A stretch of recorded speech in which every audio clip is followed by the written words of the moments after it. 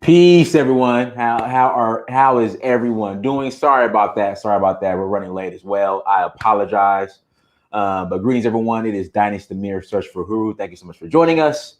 Before we get started, as we always do, we just want to thank everybody for the support. Thank you so much for joining.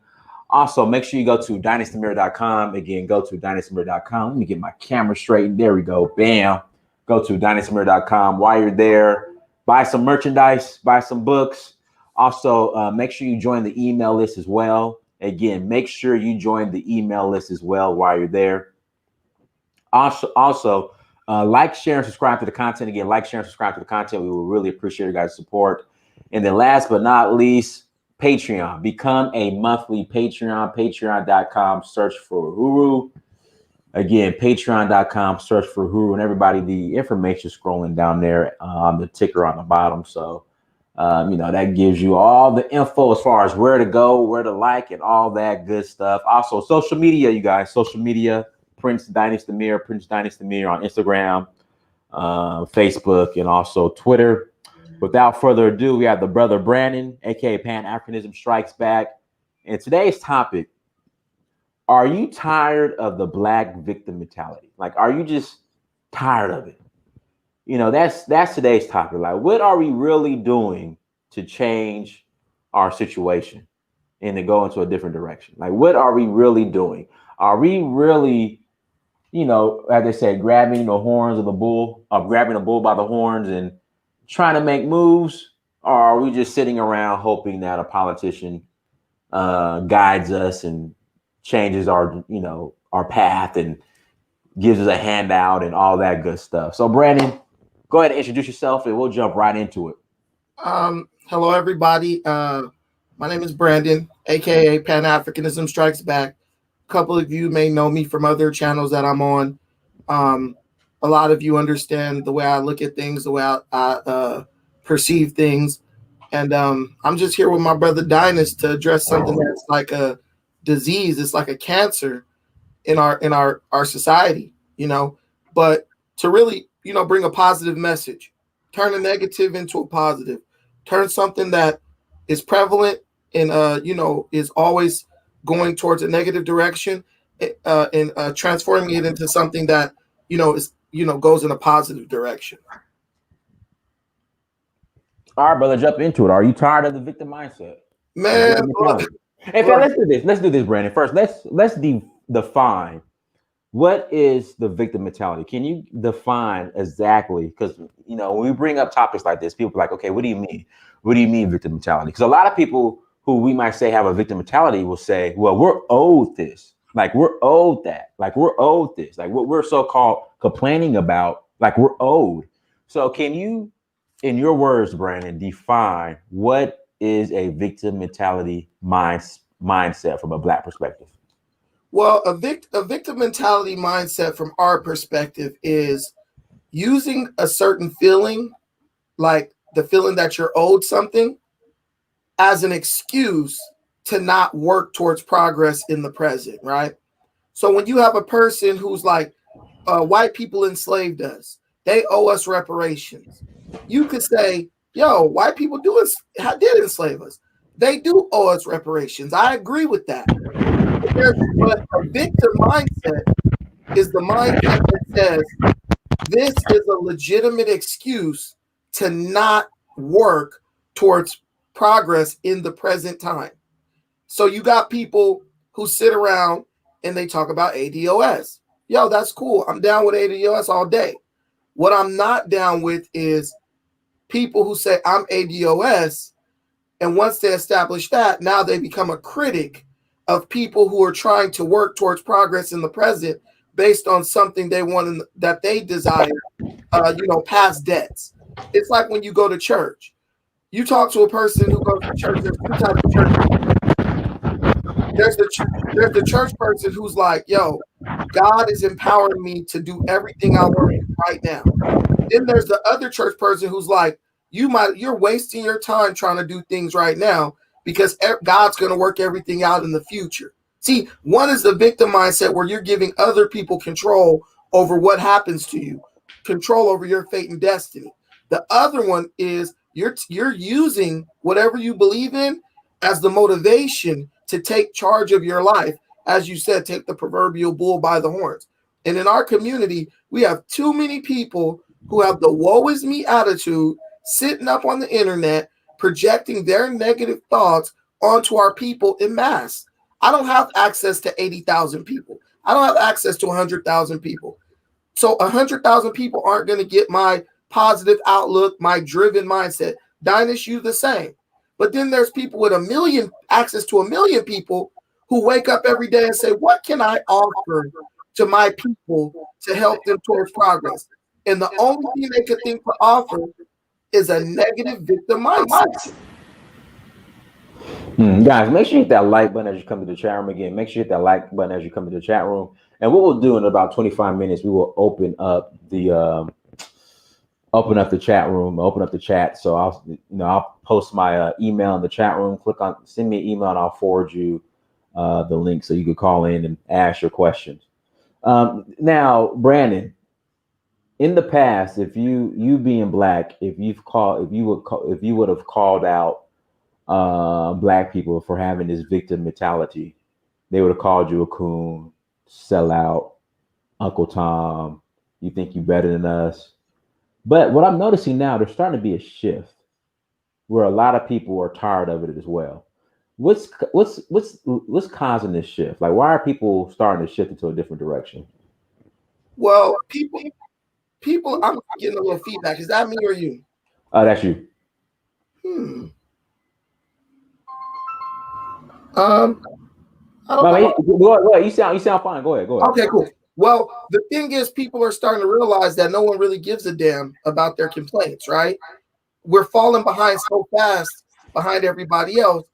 The smart people are realizing I really don't have time to complain and expect others to sympathize or fix my problems. There's a wise man who once said, look, it's no use in complaining to other people because 80% of them don't care and 20% of them are glad it's you and not them, right? Once you start to address life from that aspect, you quickly realize that the time you're wasting complaining and playing the victim is time that you could have spent working on fixing your problems. See, what we lose sight of is we all have a reason for being here, right? There's something that we all want to do, right? But we lose sight of why we're here because we get distracted by the people who are here just to do what they're doing, which is complain and drag you back into the old way of thinking. I don't even talk to my own mother. Why? She's too negative. Everything is, Mom, I said, Mom, I'm going to start a business in Africa. You can't do that. You can't. Everything I've ever tried to do, she tells me I can't do it. So you know what I had to do? I had to cut that person out of my life. Why would I cut my mom out and then come to the internet to listen to you place the name in the blank, listen to them talk about their negativity, their problems, and all that stuff. And that's what we do. The people here are an enlightened group of people. Until it was you, there was no one who cared about going back to Africa, finding kinship and brotherhood on the continent. Until there was you, there was nobody who really saw our situation and desired to change it in a major way. So why are you the best among us? These are the best people that are out here, in my opinion, the people on these type of streams. You are the best people out here. Why would you sacrifice your mind and your happiness and your progress to a bunch of losers, a bunch of bums who just want to come on here and try to trauma bond with you? Don't walk away from negative people. Run away from those people. That's what Mark Twain said. But we get on here, we come to get what we want, and then we stay for the BS. We stay for the extra little drama. And now, so we're much more enlightened, but we still like to go play in the mud a little bit. And we need to stop that because it's having a subconscious impact on us.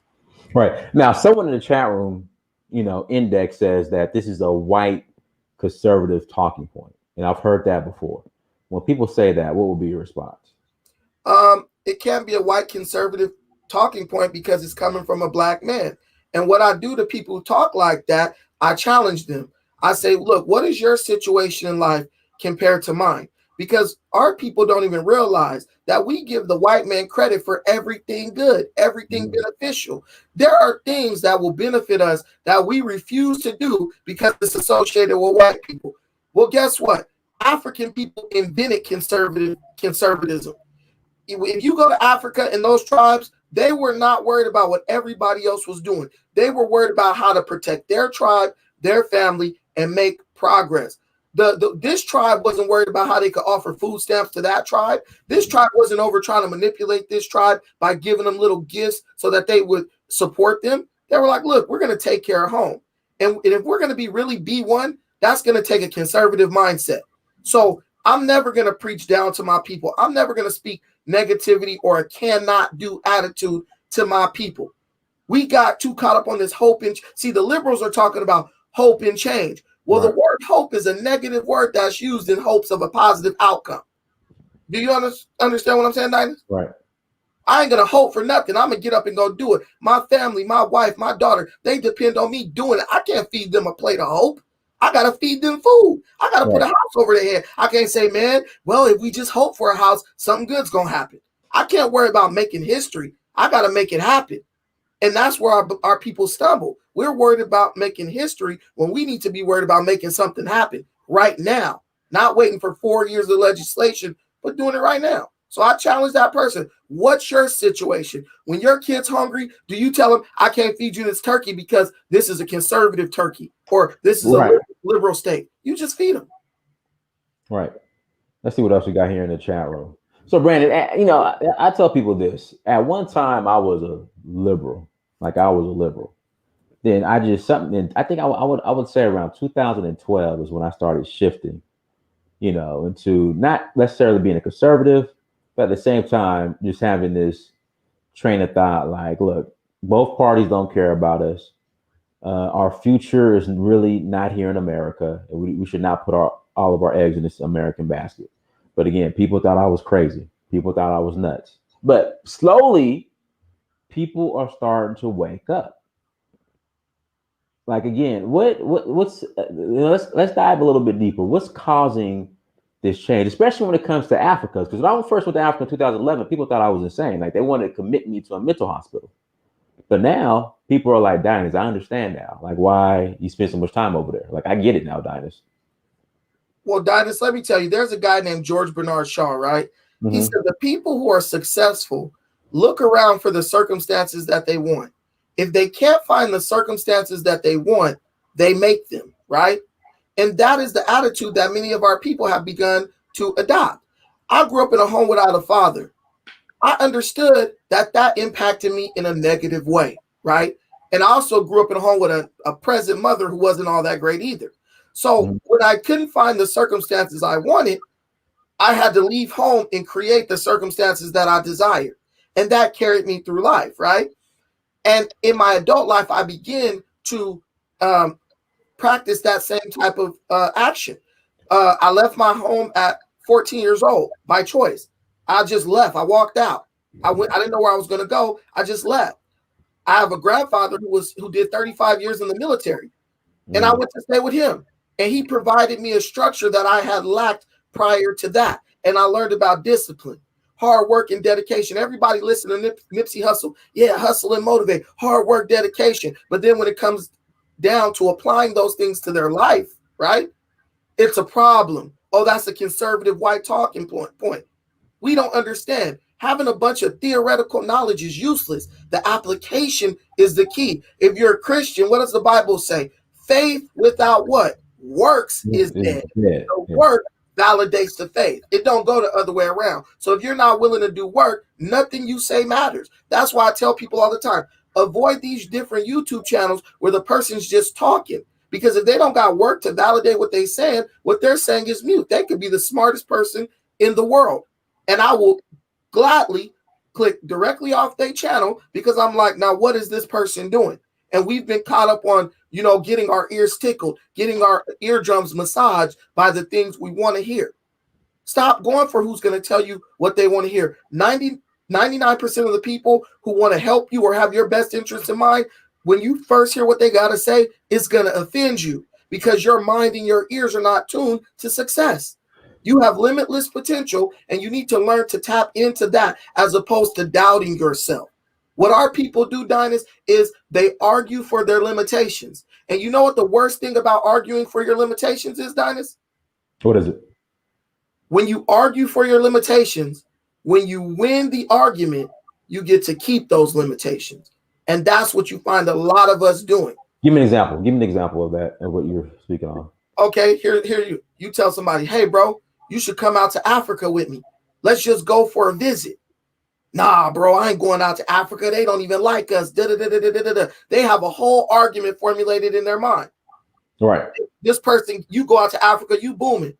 They like, dang, man, how'd you go out there and do this and do that? Well, the first step was getting on the plane and going. But that person gave you every reason why not to go to Africa. But will sit up and go travel to the most dangerous neighborhood in his own city where people are getting killed every day to go buy weed.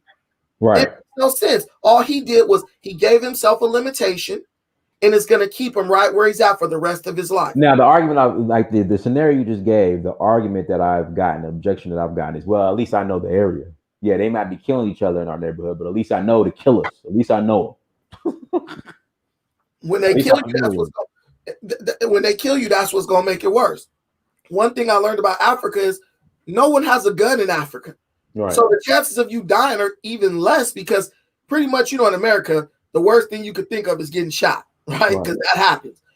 When I go to Africa, I feel invincible because I'm like, if you come with a knife, I got the jujitsu on deck. I stand an 85% chance of survival. Or if he just come with his bare hands, he don't stand a chance. Why wouldn't I take those odds? I feel safer in Africa walking around at 3 o'clock in the morning than I do in America. Right. But like I said, we will argue for our limitations harder than anything else. And that is a symptom of fear. False evidence appearing real, right? Oh, Africans don't like us. That is false. It's false evidence because you really have no evidence other than hearsay, but it appears to be real because that one time that African cursed me out after I called him an African booty scratcher in the 3rd grade. So I'm a 35-year-old man referencing events that took place in the 3rd grade. You're arguing for your limitations, and if you win that argument, you're gonna get to keep them. But there are people like us who understand that the potential is limitless. There's no limit. You can't put a cap on me. I can do anything I want to do. And when you adopt that mindset, that's when the world truly becomes your oyster. You don't even have time to think about the bad stuff, the negativity, because everything on your mind is positive. It's about progress. I got a lot of good news to give every day. I wake up and I feel good about myself. I don't go look for a reason to feel bad about myself. But that's what our people do. So really what they're talking about, it doesn't even matter because in my world, those type of people don't even exist. I'll look past them like they're not even there.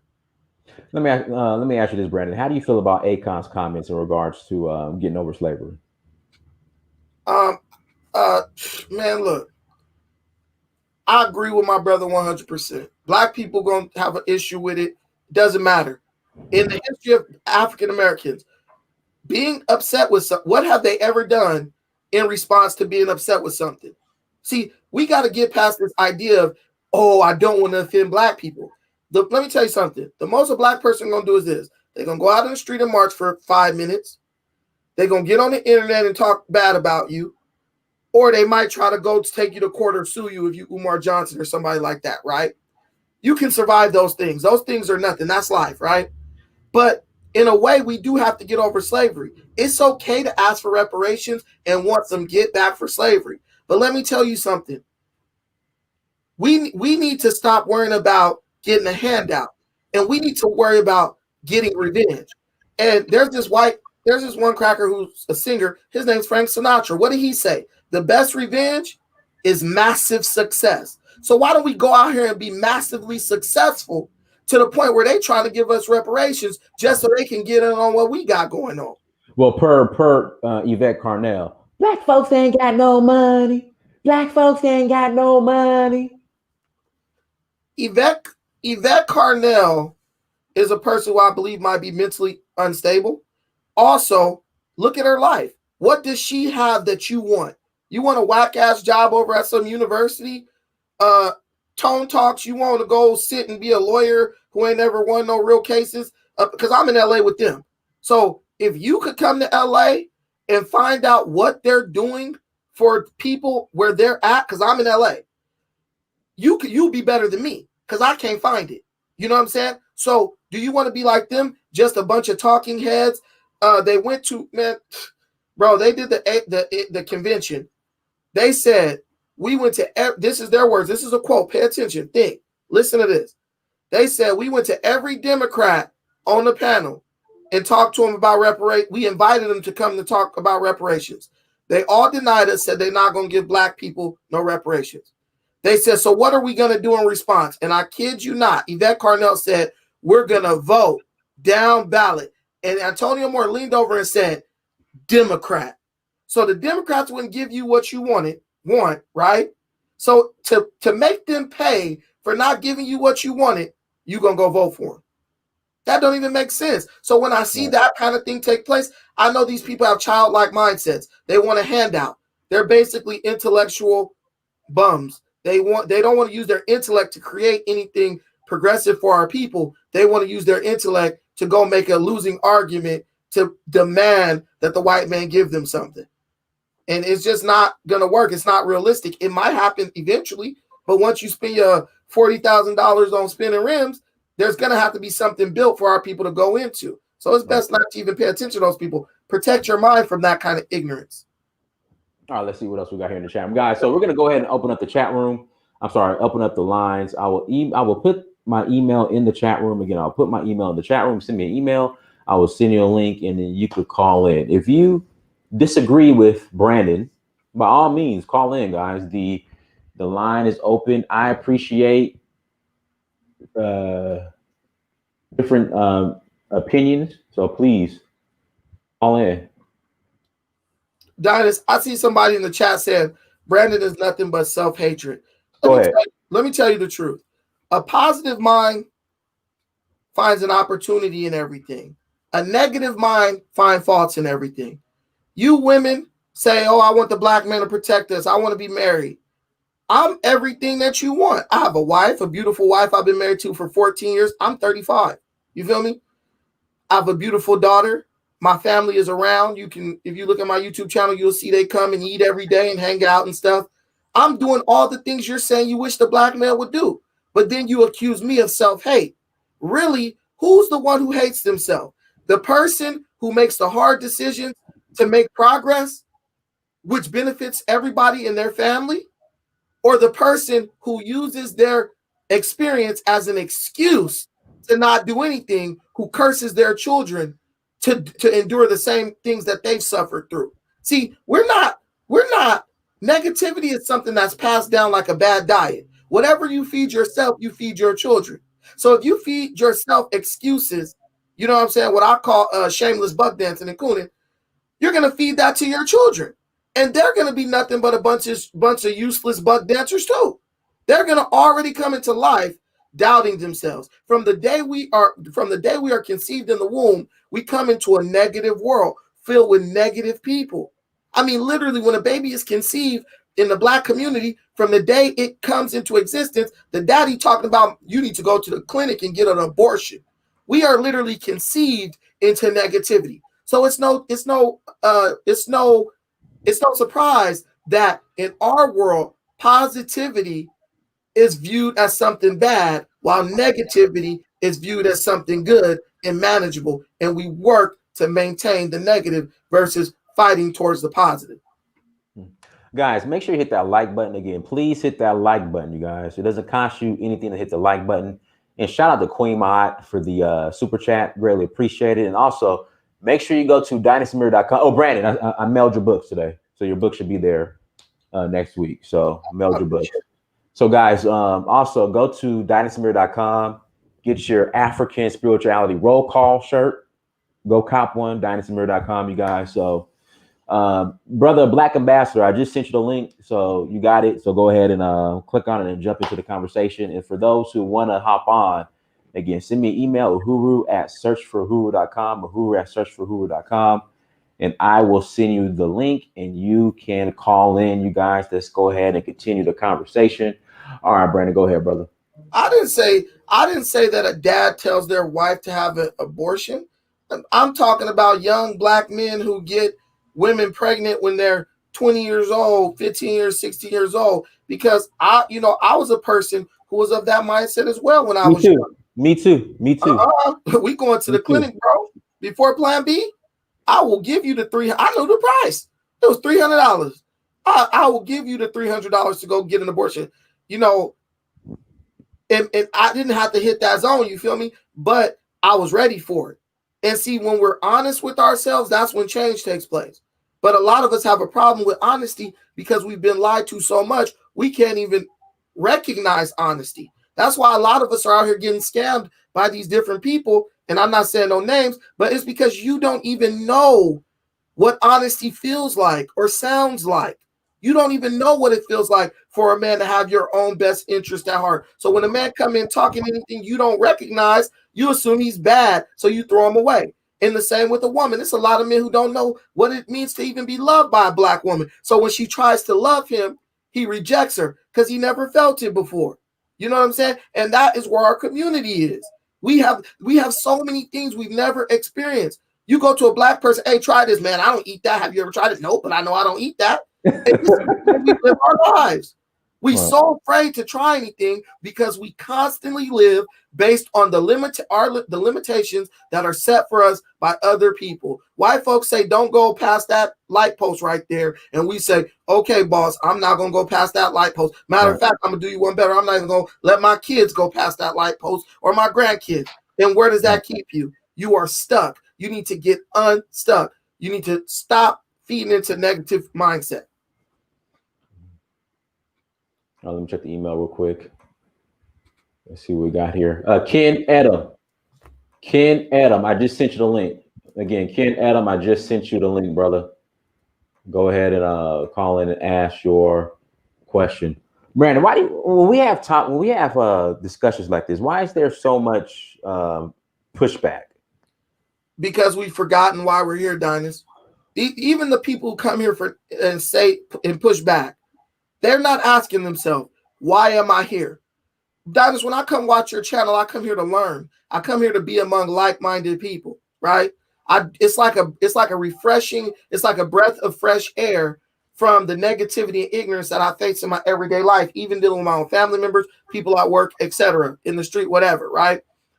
When I come here, I'm around black people who I feel really who have my best interest at heart. They want what's best for me. They want what's best for our people, and they want what's best for Africa, right? But when they come in and they hear something that they don't understand, they forget why they're here. They forget that Brandon doesn't benefit by telling me something that's bad for me. What do I gain by misleading you? Are you paying me anything?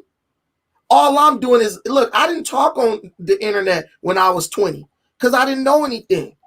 But after 14 years of marriage, there's something that I could offer you. After a couple of businesses in Africa, there's something I could offer you. After raising a beautiful daughter who's 11 years old, there's something I could contribute to you. See, what we do is we forget that inside of us, there's an innate desire to manifest a reality, right? There's a desire to manifest a reality. And when you start falling back on those old ways of thinking, you are preventing yourself from manifesting the reality that you desire. So really, it's like someone saying, I want to make $1 million. But every time they build up $20, they see something they like, they spend it. Well, every time you get $20, you forget your end goal. So then you go buy that little $20 thing that you desired at the moment. And this is what people do on these chat rooms. Remember why you're here. There's a reason why you're here. You're the best. You don't gotta be great. You don't gotta be great to get started. Hold on 1 second. There's some feedback. Adam, Ken, are you watching the playback live as we? Because there's some feedback as far as I think the playback is going on. I can hear it. Go ahead, Brandon. Right. So, like I just said, I just used the quote. I said, you don't got to be great to get started, but you got to get started to be great. When are you going to get started? When are you going to throw everything you believe? Where has it taken you until this point? If it hasn't taken you to where you want to be, you need to throw away what you think and start listening and dealing with your brothers and taking what they're offering you and start applying that to your life so you can have a different outcome. Don't practice insanity. All right, Black Ambassador, go ahead. Go ahead, Black Ambassador. Yeah. Can y'all hear me? It's good on this. Go ahead. All right, bet. Yo, shout out to everybody. Yo, shout out to D for hosting it. Shout out Pan-Africanism. Shout out to the brother that just came in. Also, I want to add on to what Brandon's saying, because I do agree with him. And I think also what we need to look at, especially as content creators and YouTube, is tired of the Black victim data and information and content. It's the content that really corrodes our mentality. It's not like you just came out the womb with a Black victim mentality and your mind was just wired like that. And then you was just in the factory and you was just out there and start doing it. You know, the biggest problem is the content that we constantly see is constant victim type content and information, data, right? The data is the one that actually gives us the imposition that we have to take these victim-like methods, these victim-like theologies, these victim-like ideas, victimize redresses of recourses on how we fix things and how we change things, this victim politics. So it all originates from the data. So a lot of people are out here creating content, but you have to ask yourself the question. Somebody got some playback. Yeah, somebody has the playback on. You got to turn it off. A lot of people are out here creating content, but you have to ask yourself the question. Somebody. Go ahead, Black Ambassador. Okay. So you're going to have to ask yourself, is the content that you're putting out, and this is for anybody who's putting out anything, whether it's on the Instagram, Facebook, anything, is it victim data? Is it Black victimhood data?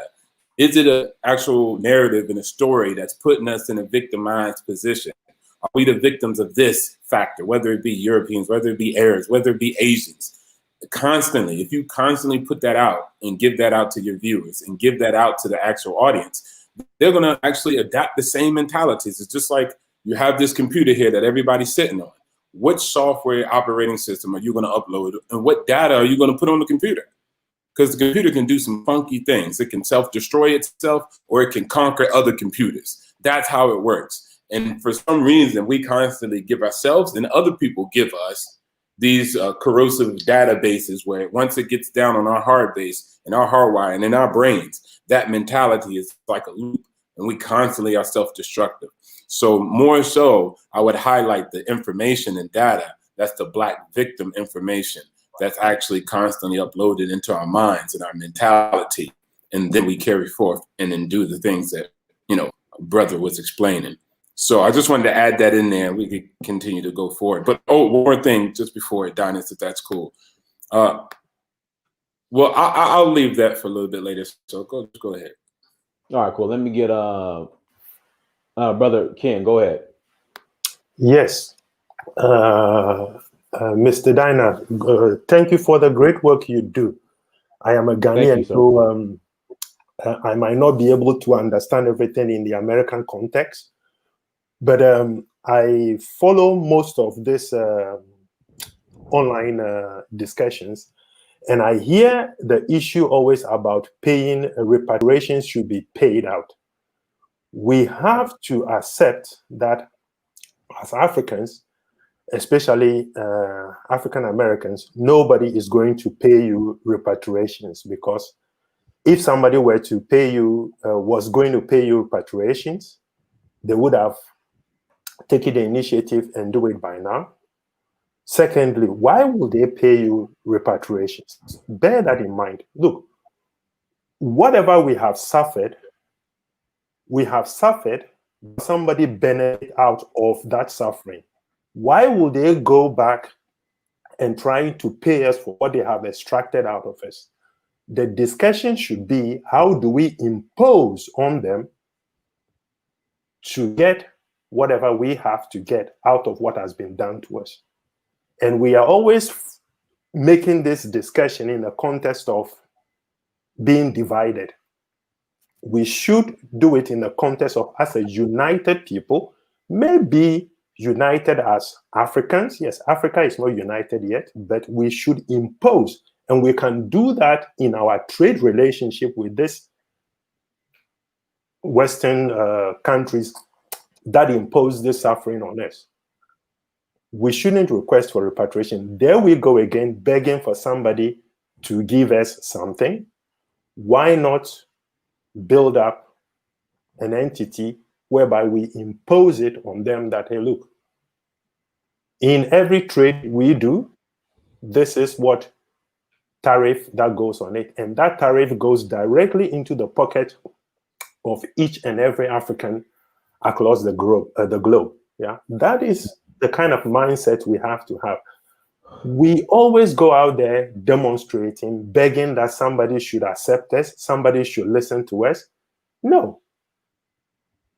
For once in our lifetime, let's also now start to make the decisions, and we start to impose on others that it's over. We don't beg anymore. We impose. And that if that means that we have to change the African Union to involve all of us, and with that we can make a decision in which any flights coming into our continent, anything we export, there is a tariff on it, and that tariff is paid directly to every single African across the globe, and then they can in turn use that money to spend within their economy, and that benefits our people. That is what we should be doing. Okay. But we shouldn't go out there begging anymore. It's over. Now, Brandon, I want to ask you a question, Brandon. So, brother Ken is a Ghanaian. Now, the argument would be, Brandon, is why is someone who's non-ADOS speaking on reparations? Also, too, the brother brought up a point that me and Shehu Kuti, we disagreed upon. And that's this idea that if reparations that are intended for Black Americans, should they go directly to Black Americans, or should they go into this pot that benefits all Black people across the globe? Because, the idea is that Black people globally have been a victim of American imperialism. I disagree. I think what's intended for the Black American is intended for the Black American, and that, like, say, the Ghanaian, his beef is with the British. The Nigerian, well, I'm Nigerian too, but that beef will be with the British. The brother from Cote d'Ivoire, his reparation come from the French. Like, what are your thoughts on those two questions I just posed, Brandon?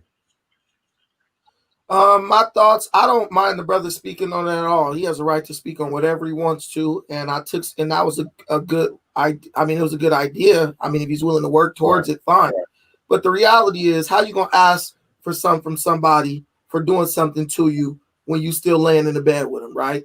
That's like you laid up with a man and you married to a man and you divorce him, but then you want alimony, but you still living up in the house with him, laid up with him every day. So the African people who live in Africa, they're going to have to work out their own situation with the people who really oppress them and who they are still, in bed with, so to speak.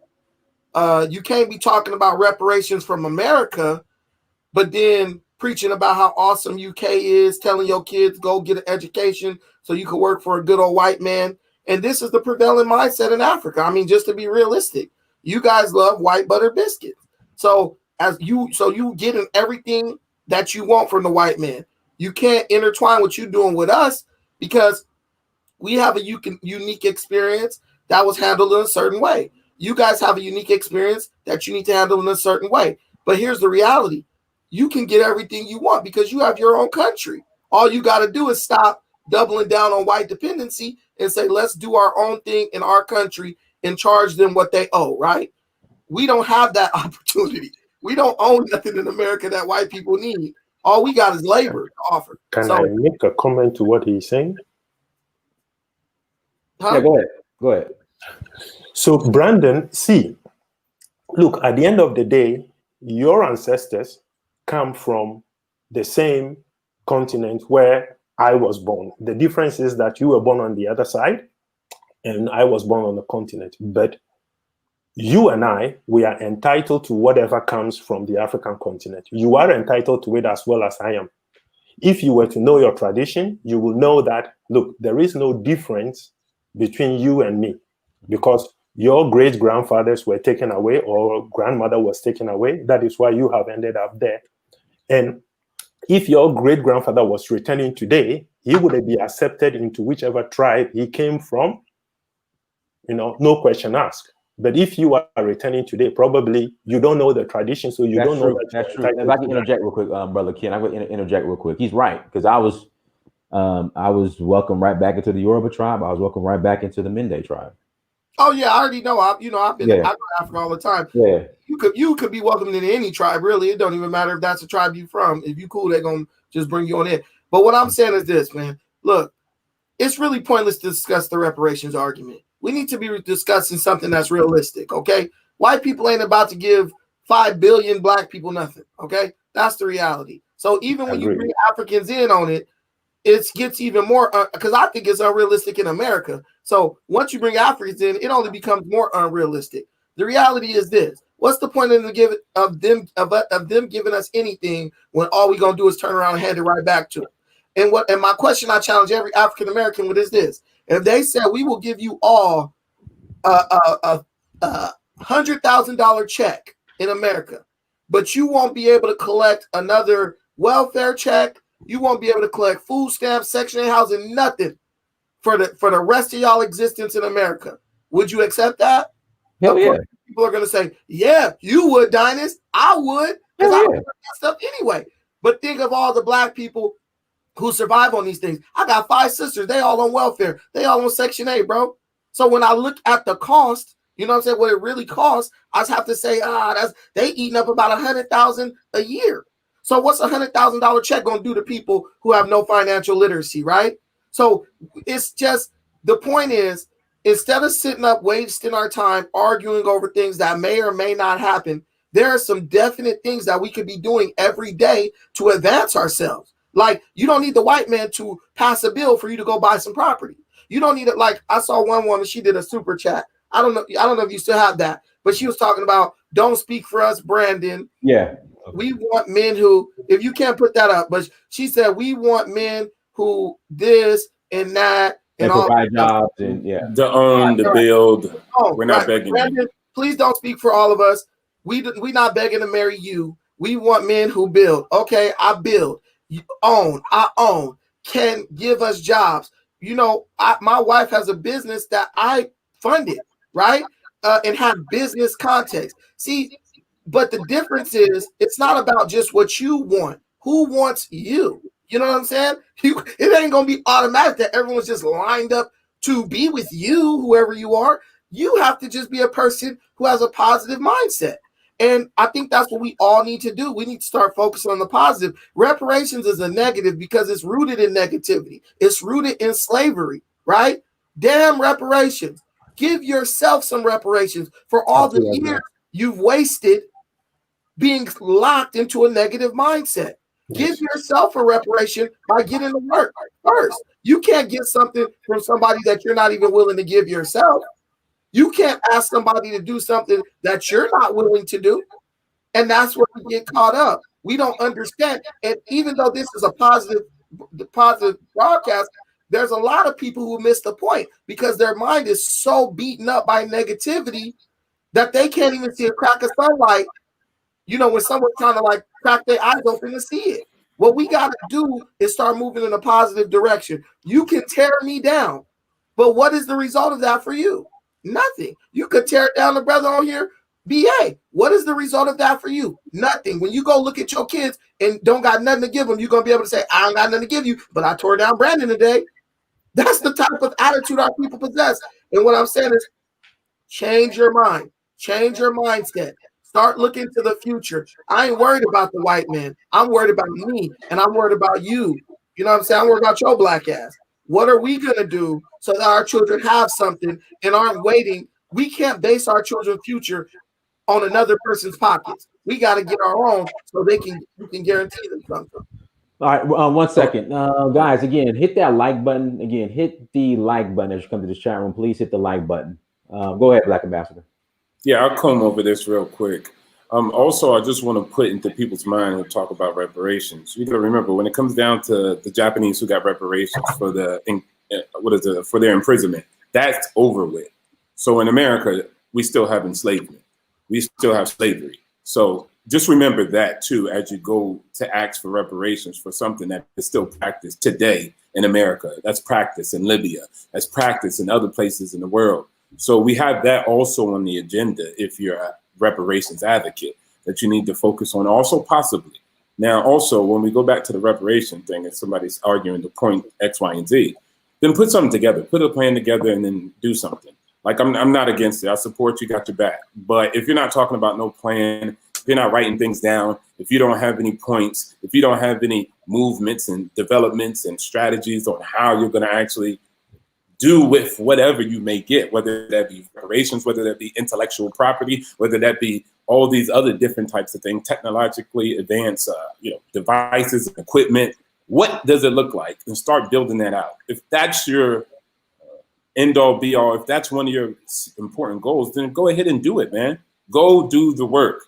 Go put down a plan and work towards your ADOS reparations or your Africans in Africa reparations or Africans globally reparations. Then put together the package, put together the fine print, and see what that looks like. And then, of course, develop strategies on how you impose that. Me, I'm down on reparations, but I'm doing it punitively. It's going to be a punishment that we put onto other people, sitting in trials and courts that we actually created.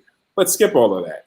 When we go back to the actual mentality, the Black victim mentality, it's the Black victim information that I want to constantly highlight in this conversation. And also, when we use platforms like YouTube, Instagram, Facebook, a lot of these platforms, especially YouTube, the top videos of production is product review videos and how-to videos. We don't have a lot of how-to videos. People are telling people, hey, come on over to Africa. No contact.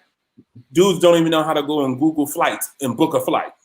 Right. But people are just like, come. Show people how to come. Show them step by step. No.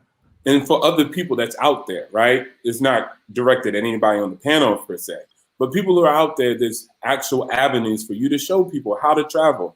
How do they board the ticket? How do they get involved with this property? How do they buy in Africa? What's the rules and regulations? How does that work? Show them links. Show them how to click on the page. Show them what to do. YouTube has a lot of people who are doing product reviews and how-to videos. And we need to actually provide that how-to video and actually product reviews of everything that we're talking about, whether that be reparations, whether that be coming to Africa, whether that be investing in Africa, whatever it may be. Please show people how to do it. Please point people in the right, credible direction so that they can do it. And once we start actually continuing to publish and distribute this information on this positive mentality, or just like I said, do it yourself, determinative policy, or determinative policy, where we're like, hey, we're going to be determinated, we're going to do what we need to do, then you will start to see the mentality change. And focus on the young people that are coming up, focus on the young minds. It's easier to do what? Raise strong young children to fix broken men and women. Right. So let's focus on those, build the institutions. You have to build the training, build that Black empowerment information, and build the how-tos and train people in order for people to think like that. How can people think like that if you never show them and train them how to think like that?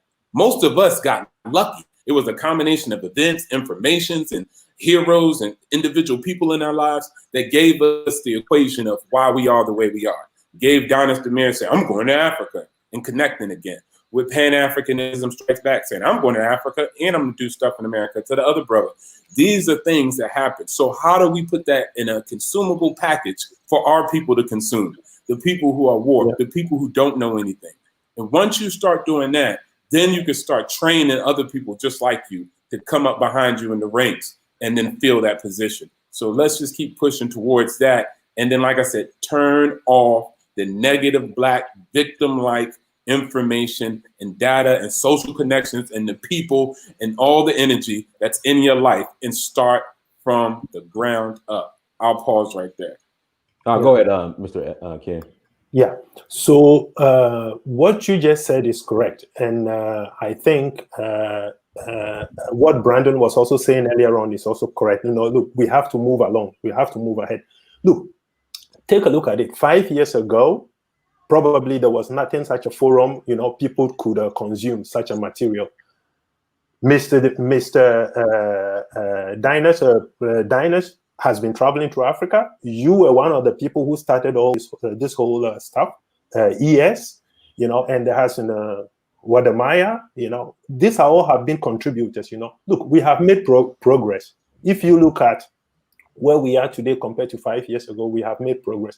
What you were saying, let's monetize this the missing links, so that it will be much more consumable for our people to know the way how to go to Africa, travel around Africa, and I think that is true. That is the direction we need to go, and that is what Brandon was saying. Let's create something that is a business that our people, makes people profit out of this, instead of sitting down there and crying and asking for help all the time. But I think that is understood. Everybody understands it this today, that is not the direction we need to go. The way we need to go is what you both have been, emphasizing. So progress has been made. I think that we are on the correct path. The missing links have to be plugged in, and then we are going to be great. We are going to do great, because if you look at it, the fundamentals have been put in place, and from here on, it's only going to be progress. Let me. Can I piggyback on what they both said real quick? No, go ahead. Okay, so we talking about how-tos, and me and BA talk all the time, and we always do offer how-tos on our channels, right? Okay, I'm just going to give you a quick couple things that you can do to go from the negative mindset to the positive mindset. Okay, first, every time I go on a YouTube video, whether I'm watching it or I'm on it, I have a piece of paper and a pen. This is the book. This is the thing where I write down all my notes, right? From like YouTube videos that I watch or that I do myself, right? So the first thing you have to do is, if you recognize the information is valuable, you need to start writing it down and recording it, right? The second thing you need to do is you need to understand you live in an inherently negative world. So motivation is something that you're going to have to find for yourself every single day. Just like you wash your body every day, you need to motivate yourself every day, because motivation is not something that if you do it once, it just stays on.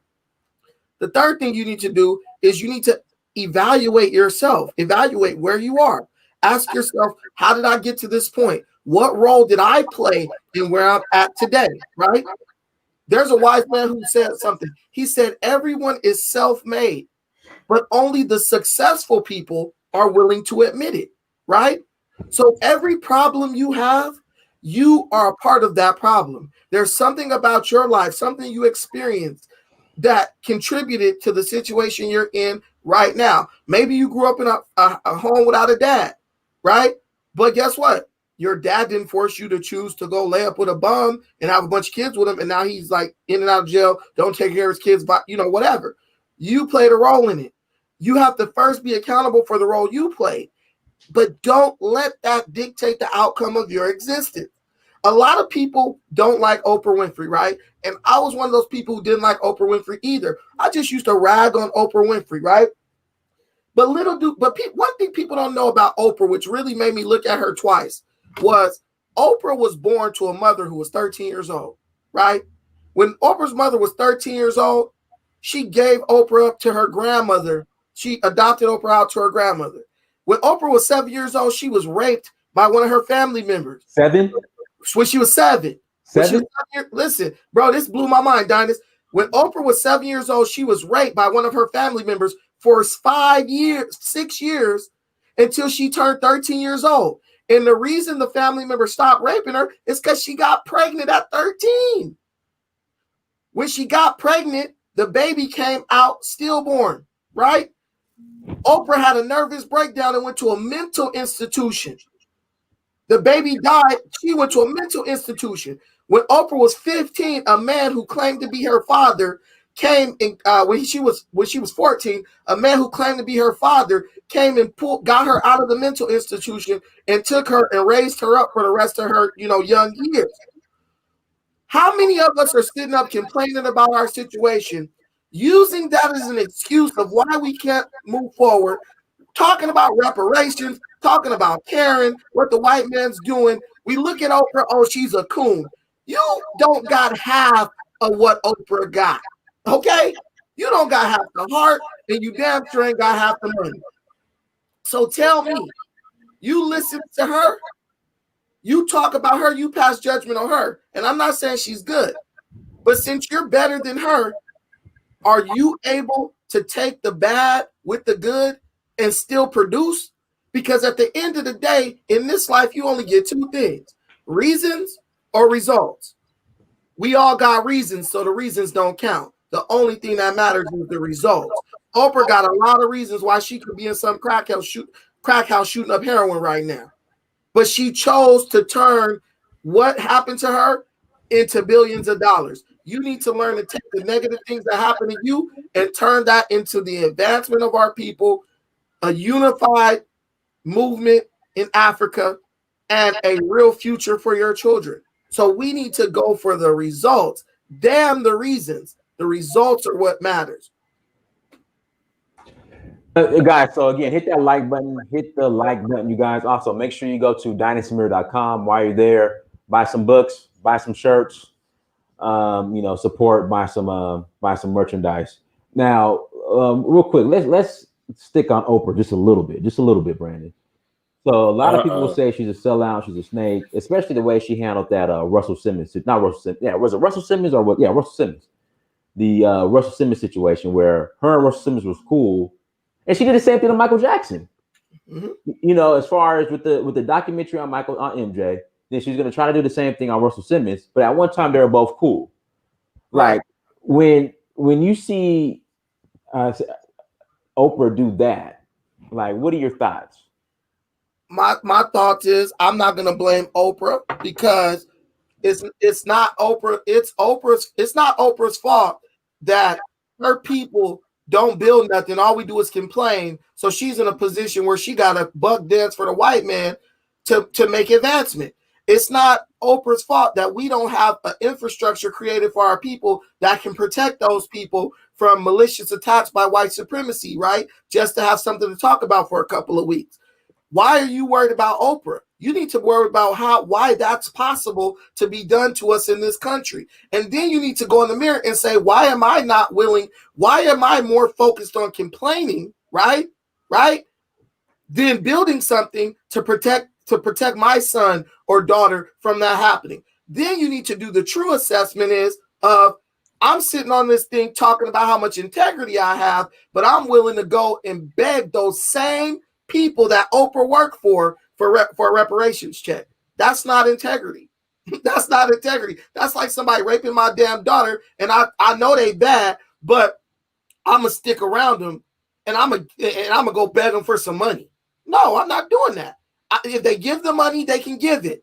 But in the meantime, I'm gonna build my own so that my family and my people are truly protected. Oprah is a agent of white supremacy. I told her story to give an example of the type of things people have overcome to get what they wanted. Now, if you wanted what you want as bad as Oprah wanted what she wanted, then you'd be making some progress. But when it comes down to it, do we really want those things, or do we just want a reason to complain? Do we just want to be able to fortify the victim mindset for generations to come? I want to add something if I can, D. Go ahead. Yeah, so also, too, we need to start thinking like this, too, when we start having conversations. If you look at the UN Security Council or the Security Forum, they don't talk about Kid Rock and Lady Gaga. Right, exactly. They just don't.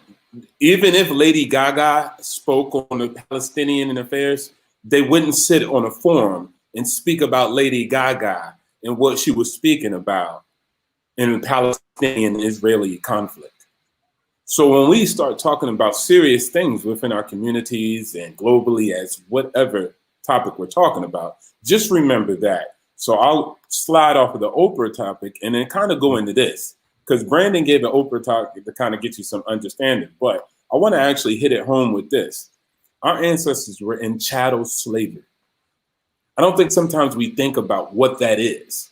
Chattel slavery. And they got out of that. They got out of chattel slavery. So let me figure out how you got it worse than that. Biden is worse than chattel slavery. But they didn't make up excuses. And they damn sure didn't go to George Washington to get out of it. So basically what we're trying to let people know and understand is it was them and their mentality and what they did to get them out of the situation. And anything that you can speak about today is not worse than what they had to deal with in chattel slavery. And I'm talking about almost a global African war against Africans, from Arabs and Asians and Europeans all at the same time, to extract other Africans outside of Africa and extract minerals and resources from Africa and imprison the Africans that were in Africa. So at that point, you're talking about Haitian revolutions, you're talking about maroon communities and all these people that did tremendous things, and they didn't go to vote for it. They didn't vote to go get the vote. Like Dr. Amos Wilson said, your ancestors didn't vote to get the vote. They had to go do some other things and create other lanes in order to achieve their goals. Now, we can learn from what they did and head in a different direction. But the mentality, we need to change it. In order to change it, we need the positivity. We need the reinforcements with different type of, that's why my channel says African-centered media. It's not just Black media. I do African or Black centered media because it centers on us being the individual token or the key for our liberation, not some external factor where Karen needs to stop acting like X, Y, and Z, or the Declaration of Independence or the proclamation. None of that stuff can do nothing for me and my people. Me and my people must do something for us in order to achieve whatever it is that we want to achieve. And it ends and begins with us. And I think a lot of people don't see when Marcus Garvey came to North America, it was around the time after Black Americans constantly championed their cause with America to see them as first-class citizens and X, Y, and Z civil rights, that they were tired of doing it. And Marcus Garvey came in and said, who are these people that you're asking anything for? You are the destiny of your own. One aim, one goal, one destiny, and you are the key. You are the vehicle, no one else. And that gave Black Americans a type of spirit that they never had before, because every other movement was kind of like, we got to tell these folks X, Y, and Z. So like I said, with your content, with your information, take that position, because the actual Negroes who got sold off to the LeQuint Dickey mining company got it worse than that. So at the end of the day, the people in the past got it worse than that. So there is no excuses for any African globally today. It's only the future. As your t-shirt says, go grab the merch. There you go. Go grab the merch, you guys. Again, grab the merchandise.com. You got to wear guys, that. hit that like button. Again, we got 329 people watching. You guys, please hit the like button. Again, if you have not hit the like button, hit the like button. If you haven't subscribed, subscribe. All right, go ahead, Brandon. BA, we got, what you got to realize is, we got people, we got money, we got cars, we got houses, we can afford plane tickets. We got so much more than what Marcus Garvey had. Marcus Garvey had to buy boats to ship products or equipment to Africa to build a city. All we got to do is ship our brain and our body over there, and everything is already there for us to build up. But the difference between Marcus Garvey and us is Marcus Garvey was driven and he wasn't distracted. Our battle is with the distractions. Our battle is with the negativities. Somebody in the comments said, how do you stay positive when you're in a world of negativity? How many times do you get on YouTube and type in positive thinking? How many times do you go on Google and type in how to stay positive? We'll get on there and type in WAP, WAP, Cardi B, whatever negative thing. People complain about Cardi B. The same people who complain about Cardi B is the number one ones typing in her name on Google and on YouTube, right? Why don't you start typing in what you want? Or is it that you just claim to want it, but in reality, the thing you value most is being entertained, right? We have to train ourselves. If you don't program yourself, somebody else will program you. If you don't program your children, somebody else will program them. My friend was talking about, you saw Cardi B's new video. I don't want my daughter watching that. I said, look, man, if you letting the TV raise your daughter, then you got to worry about that. I'm raising my child, so I don't got to worry about nobody else teaching her something that I don't approve of. And that's what Black people have to understand. Our brain is our responsibility to program, but you've allowed other people to program you on negativity and self-doubt and fear. And now we're going to do the work, the true work of trying to reprogram your brain if you're not powerful enough to reprogram it yourself. And because we're coming and trying to bring positivity to a group of people who are negative, black people, we're going to be looked at as the bad guys, right? And that's okay. But you're going to celebrate the guy talking about Karen did this. And did you see who the police shot last week and all this stuff? And you won't make progress. But just like Marcus Garvey said, some people he didn't want everybody to go to Africa because some people are going to be as useless there as they are here. And they just need to stay on over here. But the reality is, bro, we just have to get outside of the victim mindset, the negativity. We got people on here, 80,000 subscribers. All they do is get online and complain about how another person scammed them. Well, that's their personal problem. What are they giving you in return for you allowing them to steal your happiness? What are they giving you in return for you allowing them to mess up your damn day? For them to put their negative baggage on your back and you carry it around and carry it to work. Now you looking at the white guy at your job all messed up because you done got on YouTube and one of these fools that made you mad about Karen calling the cops on some little girl trying to sell lemonade in front of an apartment building. See, you're not getting anything in return for everything you're giving away. It's time for you to start taking. You're giving, you need to start taking. Take and build with what you take. Stop giving. Stop giving yourself to these useless people, these useless pages, and these useless efforts. You need to stick on the positivity because if you don't, you're going to be just like your old grandma, your great granny, your uncle, your daddy. You're going to be old talking about how things could have been if you would have worked hard. But guess what? You don't got to be them. You can change your future. You can manifest the destiny you want, not just accept the one they're giving to you. Can I make a comment? Go ahead. Yeah, go ahead. Yes. Let me throw a few things out there, and you guys can, make a comment about that. You see, look, who represents us?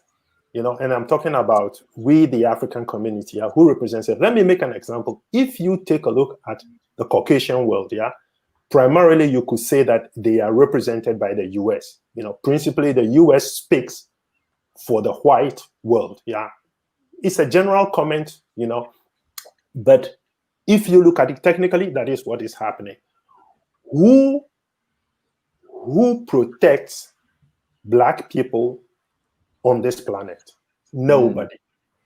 If you look at white people, they've grouped together. They've built this military union called NATO, which protects white people around this planet. We are missing those components which supports us. Who speaks for us? We have other people speaking for us.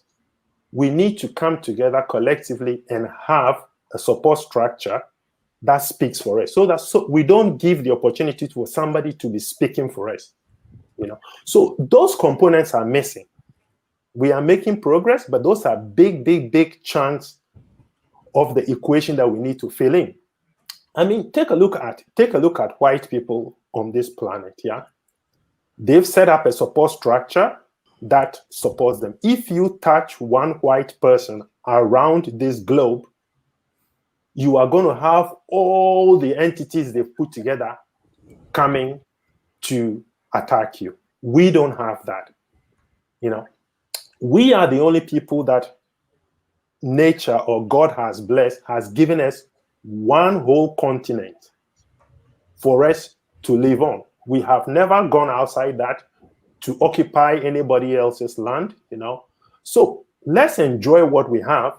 We need to unify all the military entities in Africa, put a head on it to protect black people on this planet.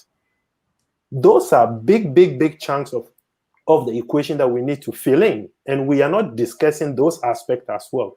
So our division is working against us. We have to look at those big pictures and fill them in. We have different heads of state and there are all kinds of other entities that were created for us. Let's look at it. The various governments that we have that is ruling across, the black domains that we have on this planet, mostly were put there by the Europeans. We need to put structures there ourselves that we have made a decision, the conscious decision, that this is what we want to represent us.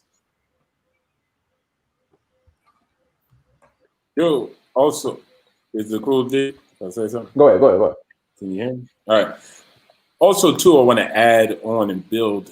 You know, when Brandon also says, you know, get out the negative mindset. He's not. Look, it's not even about us giving you a positive mindset. It's about us just giving you a mind. Because at this point, it don't matter if it's positive or negative. It ends up being destructive and ineffective for us. Case in point, I'll give you an example. When you watch European films, when you look at gangs and mobsters and them selling dope and dealing drugs and gambling, dealing with negative things in their society, it's still honor, a code of conduct, it's still principles, it's still control. How many people sit up there and be watching them, you know, those gangster mob films, and they're like, yeah, man, you know, you got to follow the code, listen to the Godfather and all that. So even in their negativity, it's still organized towards empowering their own negative aspects in their society. And then when you look at their positivity, well, you know, they're taking over the globe, conquering the world, just telling everybody and giving orders and directions. So at the end of the day, we need to replicate information that empowers our people like that in order to, like we said before, give them that positive mentality. And as Brandon said before, Marcus Garvey had to buy ships. All y'all have to do as Black America or Africans anywhere is drop ship. That's all you got to do. You could drop ship and change a couple things. But this dude had to go out and get a whole ship and had to make sure it worked and it was right and it was hooked up right. See, this is the part where Brandon said about reinforcing the positivity and what you need. You know how to get to the club, right? You know what songs you about to play. You know what drink you like. You like, nah, give me the hen dog, give me the Alizé, if anybody drinks that anymore. And you like, yeah, I'm about to go out. Tonight's the night. And you listen to a particular music. It's not like nobody listening to no goddamn, you know, love song before they hit the club. So you know what type of information, audio, frequencies to get yourself in the mood to go do something. So the same exists with motivation in order to build a nation, in order to get yourself out, not we shall overcome or not no WAP. You need to be actually listening to YouTubers who are out here offering a plan, offering information that you don't know, offering a mentality and a mindset that you don't know. I had to listen to a guy named Tom Wheeler, and he is a CPA, and he's had a podcast. So I started to listen to it. And then I started to see taxes different. I used to be an individual who was an employee, and then I became a specialist, right? And under those two brackets, we pay the most taxes. But once I became a small businessman, and then I became an investor, I knew that investors paid the least amount of taxes. And then I started to understand why they paid less taxes. But it was about me changing my mentality towards taxes. But what I'm saying is the content that I was listening to allowed me to see something entirely different that I never seen before. It was kind of like people were like, dang, you didn't pay your taxes? No, bro, because you know why? I own property that people live in. I give a service to the community that you don't. You just rent. So it's a difference. So with that being said, people need to get the information in order to reinforce the mentality that we want to see. If we want to see Black people in a position of doing all the things that we speak about, then we have to upload them with it. If we don't, then once again, you're just talking at a wall and you're not offering any type of tangible solutions. So that's all I wanted to add on at the tail end of what Brandon and the brother was saying. Dynas, Go ahead. I want to just say something real quick. Go ahead. We are immobilized by trauma and complaining, right? By the victim mindset. We all know that person at our job. You know, when you used to work, I used to work in corporate like you. Mm-hmm. The guy gets fired from his job. Right. For the next 3 years, all he does is complain about how he was unfairly fired by his job to anybody who comes within earshot who's willing to listen, right? Right. Oh, man, my job fired me. They did me wrong, right? We all know the person who was in a bad relationship. My husband or wife cheated on me, and they just go around. Their new life's purpose is to go around telling everybody how they got screwed over by somebody they loved, right? Yeah. That's called being stuck. That's called being immobilized mentally. That's called not being able to make progress because of past trauma. What we have to learn how to do is stop allowing the past to dictate our future. We need to stop trying to trauma bond with anybody who's willing to listen. That is hurting us. That's preventing us from making progress. We have to understand that there's going to be ups and downs in life. There are going to be ups and downs in life. That is life. There's nothing you can do about that. But you cannot be fool enough to allow the downs, right, to dictate the future. When things go wrong, don't go with them, as Les Brown used to say. Mm-hmm. The downs are when the growth takes place. Are you going through it or are you growing through it? As I told Michi last night, we cannot allow ourselves to let our entire future, our children's future, our family's legacy be cut short based on unfortunate events that happen to us in our life. Now, if you want to use me as the scapegoat, that's fine. Use me. But just like you use me in your anger towards me as the scapegoat, use your anger towards me as the motivation to do what you got to do. Use that as the motivation to do what you got to do. There are men in this audience with children. There are women in this audience with children. What is you coming on here talking? You could be spending time with your family right now. The only thing that makes this beneficial is if you learn something from it. If you're not learning nothing from it and taking something from it to apply to your own life, you are wasting your time. Don't waste your time. Don't waste your time. See, me, even just talking to Dynas, being on here with BA, I'm learning something. I talk to BA every day on the phone because I learned something from BA every day, period. I surround myself with positive people who influence my life in a positive direction. Can you do the same? How many of us sit up talking about we want something positive, but continually feed our mind negativity, continually surround ourselves with negative people with a can't-do attitude? You have to understand, you truly have a dream inside of you, something you wanted to do. Right. Something happened in your life that made you give up on that dream. Now, because your dream has been deferred, you lurk the annals of YouTube looking for someone else to victimize with your negative mindset. You can change your life. It is in you. You can do it. Everything you want, you can accomplish. And if you can't accomplish everything, give everything you got and see where it takes you. You cannot, listen, if you can't be used, you're useless. And when you're done with life, make sure you're used up. Don't keep anything. Give everything so that when everything is said and done, you will have no regrets because at least you gave it your best shot. Hey, Tamara the Great, thank you so much for the super chat. Again, guys, hit that like button. Make sure you share and subscribe as well. Go to dynastymirror.com. Once again, go to dynastymirror.com. While you're there, pick up some merchandise. Let's see here. Okay, Index. All right. You want to address Index comment, Brandon? Yeah, so Robert F. Smith, Robert Johnson, all those people who are complaining they're billionaires, right? But the reason why they're complaining is because when they're not screwing you over, when they want to get something done, they mobilize Black people to help them fight for what they want.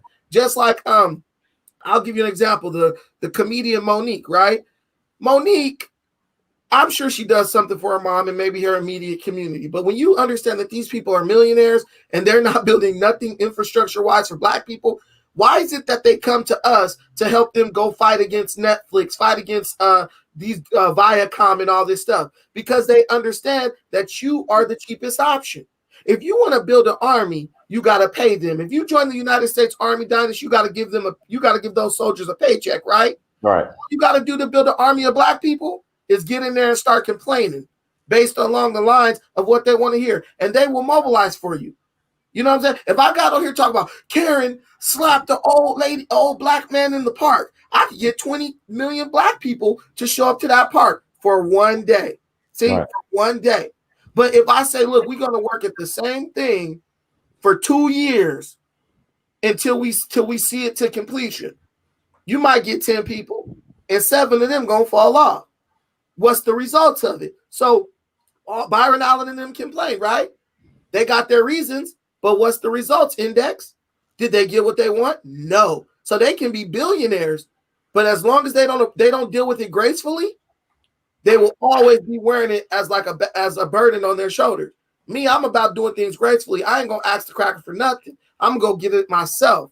And then I don't have to come back and waste my time or yours complaining about what they won't give me. Those guys want a seat at the white man's table instead of building their own table. Byron Allen, what the hell does the world need with another weather channel when we can look at the weather on our damn phone? Get a life, bro. And the rest of those dudes, they're irrelevant. Let's go build. Let's go do work. Okay, expand on the Weather Channel acquisition. Well, I mean, man, I need to hear more. I need you to talk more. I'm gonna stop talking about people who got a white wife. All right, that's all I'm saying. Like, who is that? Who is Byron Allen? He's not black. He's not me. I can't sit up and criticize Kamala Harris and then be talking about Byron Allen.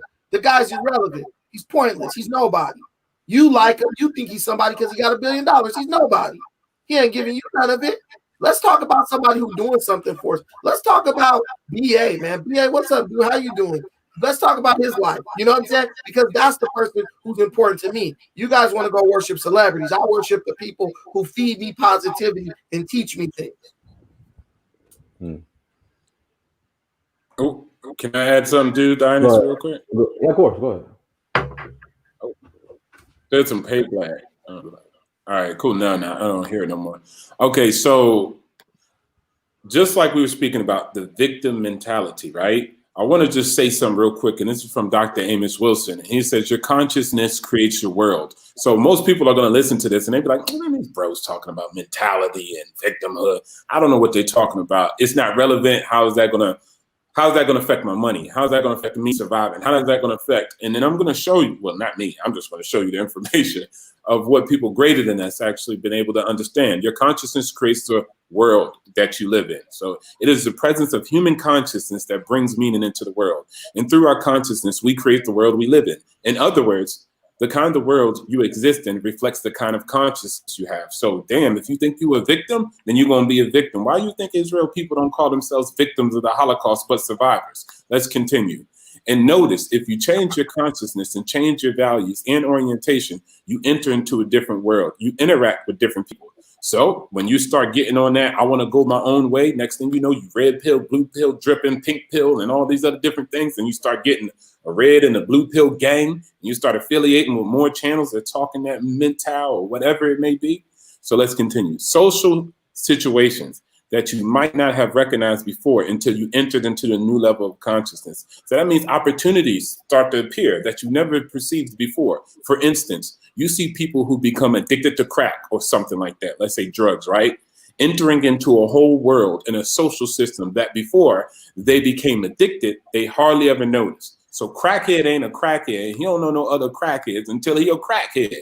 You know, a crackhead ain't like, I'm chilling with a bunch of crackheads and then he don't do crack. Usually he's going to start acquiring this type of social system or social, association. And they pick up a few new friends, new relationships, and a whole new way of acting. So stealing from family and all these other different things, right? A new purpose in life, purpose for that crack. So that victim mentality, a purpose of becoming a victim. You don't even know it, right? They lost old friends, broke up with old families. So Brandon come in here and say, we can do this. They'd be like, man, shut up, man. That dude would never be my friend. Right. Y'all can't rock it. You know what I'm saying? In other words, the addictive consciousness brought into this world a new foreground and put other things in the background. Therefore, man's consciousness is a creative act. And the kind of consciousness you will have will determine the kind of world you create. Not nobody else, not a Karen, not no dang nothing, what you're going to create. Consequently, when you look at the world we live in as African people, we must recognize to a great extent, it is not the world of our own creation. It is a world that has been created by the kinds of consciousness we have permitted to be instilled in us. Stop allowing this information that's disruptive, that's victimized data and information to be instilled in your consciousness. And then this allows you to then therefore go into this world and speak some of the talking points that Dynas always has. And we always know what the talking points are. Or the what is it called? What's that one word when you rebuttal? The rebuttals that people constantly have. So changing this consciousness actually relates to some real materialistic things. And you could possibly gain that reparations in greater if you change your mentality and your association in that mentality via the information. So listen to brothers like Pan-Africanism Strikes Back. Listen to brothers like Dynas, and you're going to get right. It'll just take a while. All right, African Simba, go ahead. African Simba. Go ahead. Hello. Go ahead. I don't know. I just want to thank you, brother, for inviting me for this channel. Oh, no problem. Actually, it's a very clear message that these brothers they are promoting.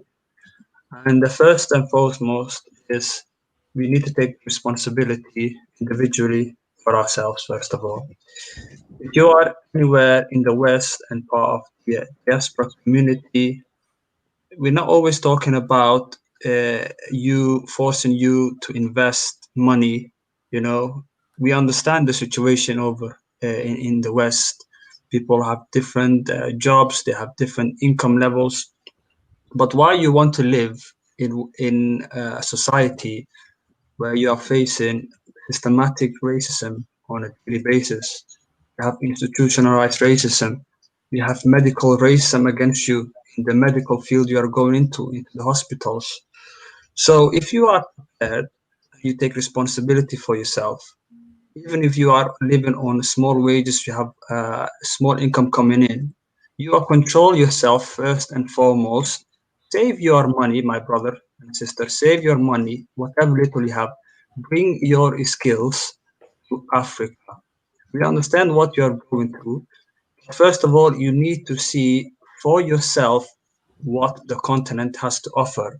We can explain to you, we can show you videos, but if you don't see the people, if you don't have that connection on the land, because you know, as soon as you are landing in Africa, you will feel, you know, something heavy burden, you know, will lift up from you. You know, there is saying, you know, I'll tell you something.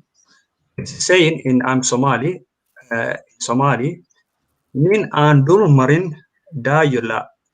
It's basically mean in English, he who has not traveled in the world has no eyes. If you have not traveled to the continent, whatever we tell you, as much information we are telling you, yeah, is very hard for you to capitalize and understand this if you're not going to yourself. So first and foremost, even the brother said you are going out every day, you are dressing up, you can buy plane tickets, you know, but if you're not going there, we cannot tell you about information. You have to experience it yourself, you know, and bring your skills and bring your talent, you know. But you take responsibility for yourself first and foremost, you know. You are living in this negative society, you know, and you are facing all these problems. So if you don't want to live day to day, build and work for a better future, then come to the motherland, you know, do your research, brother. Okay. I appreciate it, bro. Thank you for coming on. Somebody's phone's ringing. Okay.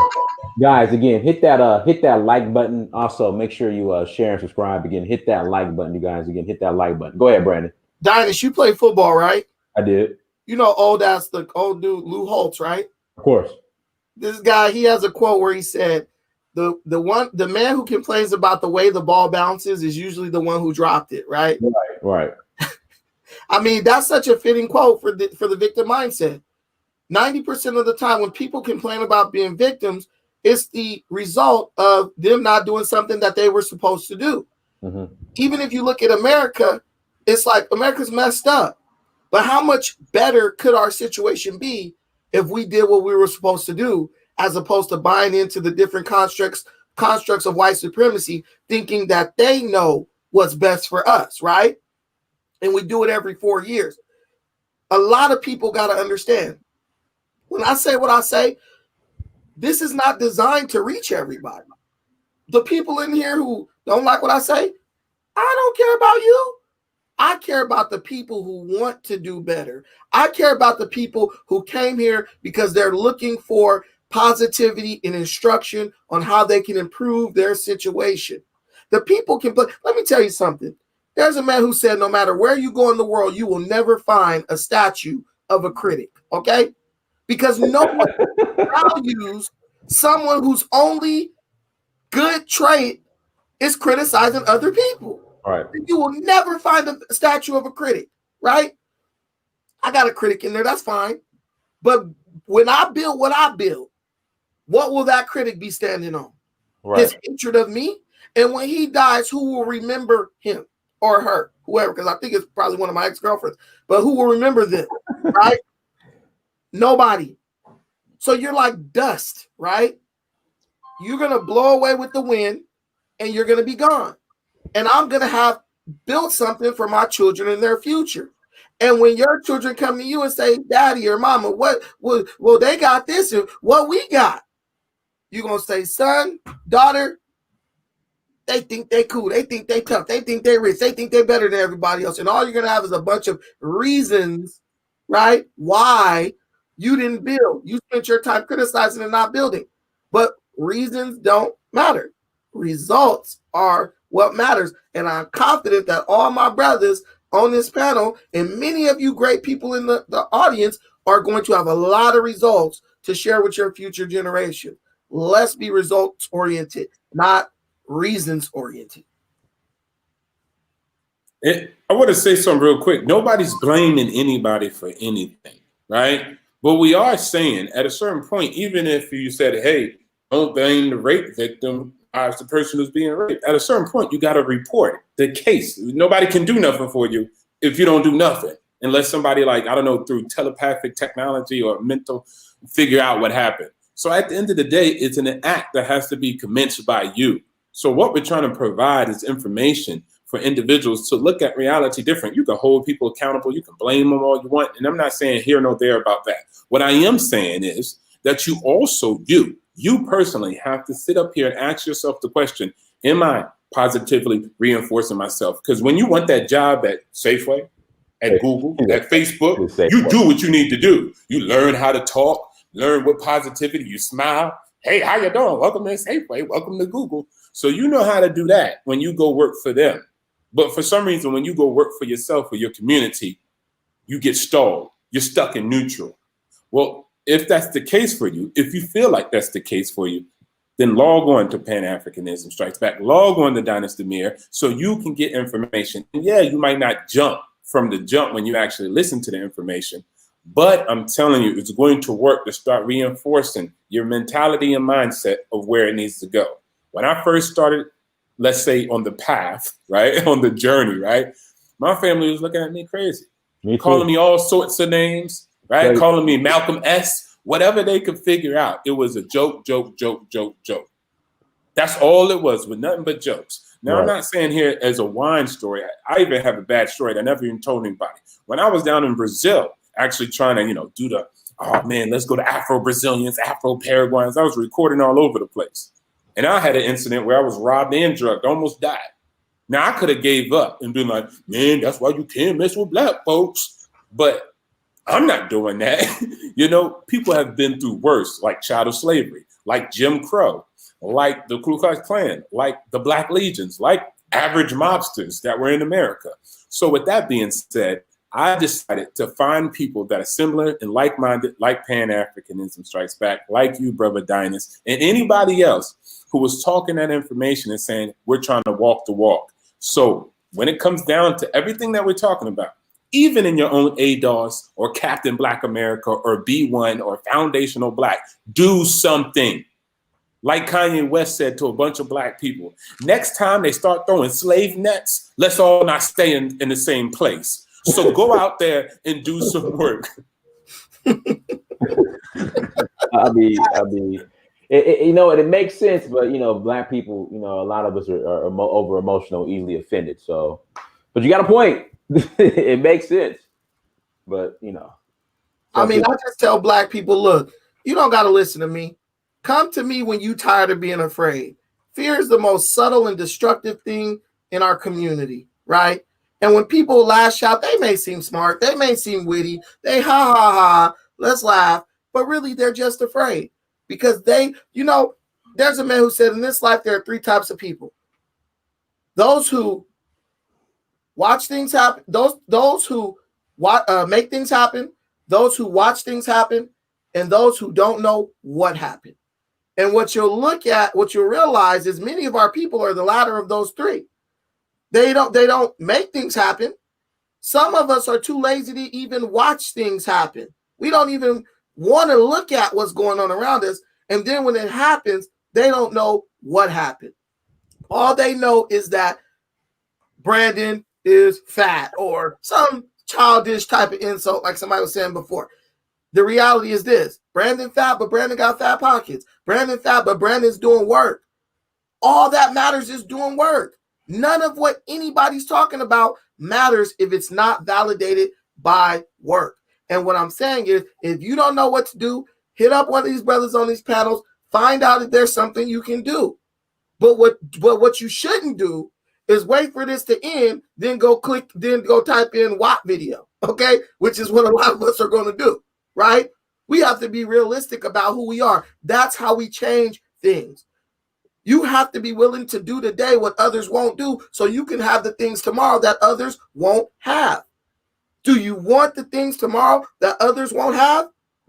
You got to be willing to do the work today. It's not about talking about it. It's not about just talking. Talk is cheap. Won't buy you anything. It's about working. You're strong, you're smart, you're witty, you're funny. All those things white people lie to you and tell you at your job because they don't know you like we do. But what is that? How is that benefiting you? What are the results of that? Oh, I got a cheap laugh on Search for Huru.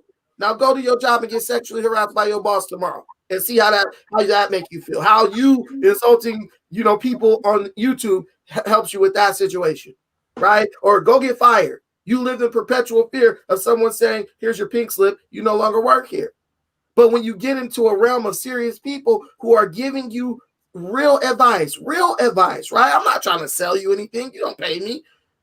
It's a joke. It's funny. It's let's deflect. Let's go and harbor on ridiculousness. We have to get serious. We are grown folks. We are grown people. We in our 30s. You can make something happen. You can do it. I believe that. I know you can do it. But do you believe that? Or have you bought into the victim mindset? Karen, go ahead. And I would also say, in the famous words of Diamonds, get your ass up and cold call. Get out here. Hold on. Listen, guys. The book is available. Go to dynastymirror.com or go to amazon.com. Go buy the book. Sales Motivation 101. Get off your ass. A cold call written by me. Hey, Motivation 102 is coming out end of this year or early next year. 102. So hey, Dynast, I was watching your video about getting your dreams out of entanglements the other day. That was a good video, man. I was like, look at Dynast in the car dropping knowledge. But you're so right. Dynast, the information we seek is out here. We have to want it.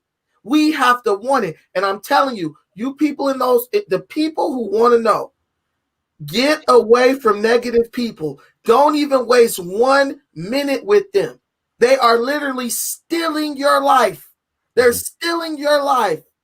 And if you are fool enough to stand next to them, everything good you have, they will steal it. There's a saying, do not associate. It says, beware of negative people because they have a problem for every solution. How do we go from talking about what we gonna do to talking about Byron Allen's old coon ass? And that's what happens. We always try to sidetrack. They always will divert the positive conversation to something stupid, right? You have to learn to avoid those people. Avoid those people because guess why? All they're trying to do is make you a disciple of their ignorance. And once they make you a disciple of their ignorance, they will abandon you and they won't be anywhere to be found. There will be nowhere to be found once you need them. Don't do it to yourself. We got to change the thinking. We are not our parents. This is a new generation. We know better now. We don't sit on the phone and gossip about the neighbor across the street for 2 hours. Damn them. You know what's crazy, Brand? You know what's crazy? Like, now, rest in peace to my grandmother, but that's what she used to do, and then go to church and then gossip about everybody at church. Yeah, I was just back home when I was in the States. I left yesterday, but when I was back home, I was sitting with my sister, and she started talking, and I was like, "What the hell is she talking about?" She was like, "Yeah, this girl, she had said that, and I told this girl, you ain't got the Chanel like me." And I'm like, "What in the world is going on?" So, case in point. Get off your ass and cold call. And when I say that, hold on, real quick, guys. The book's available now. dynastymirror.com or Amazon.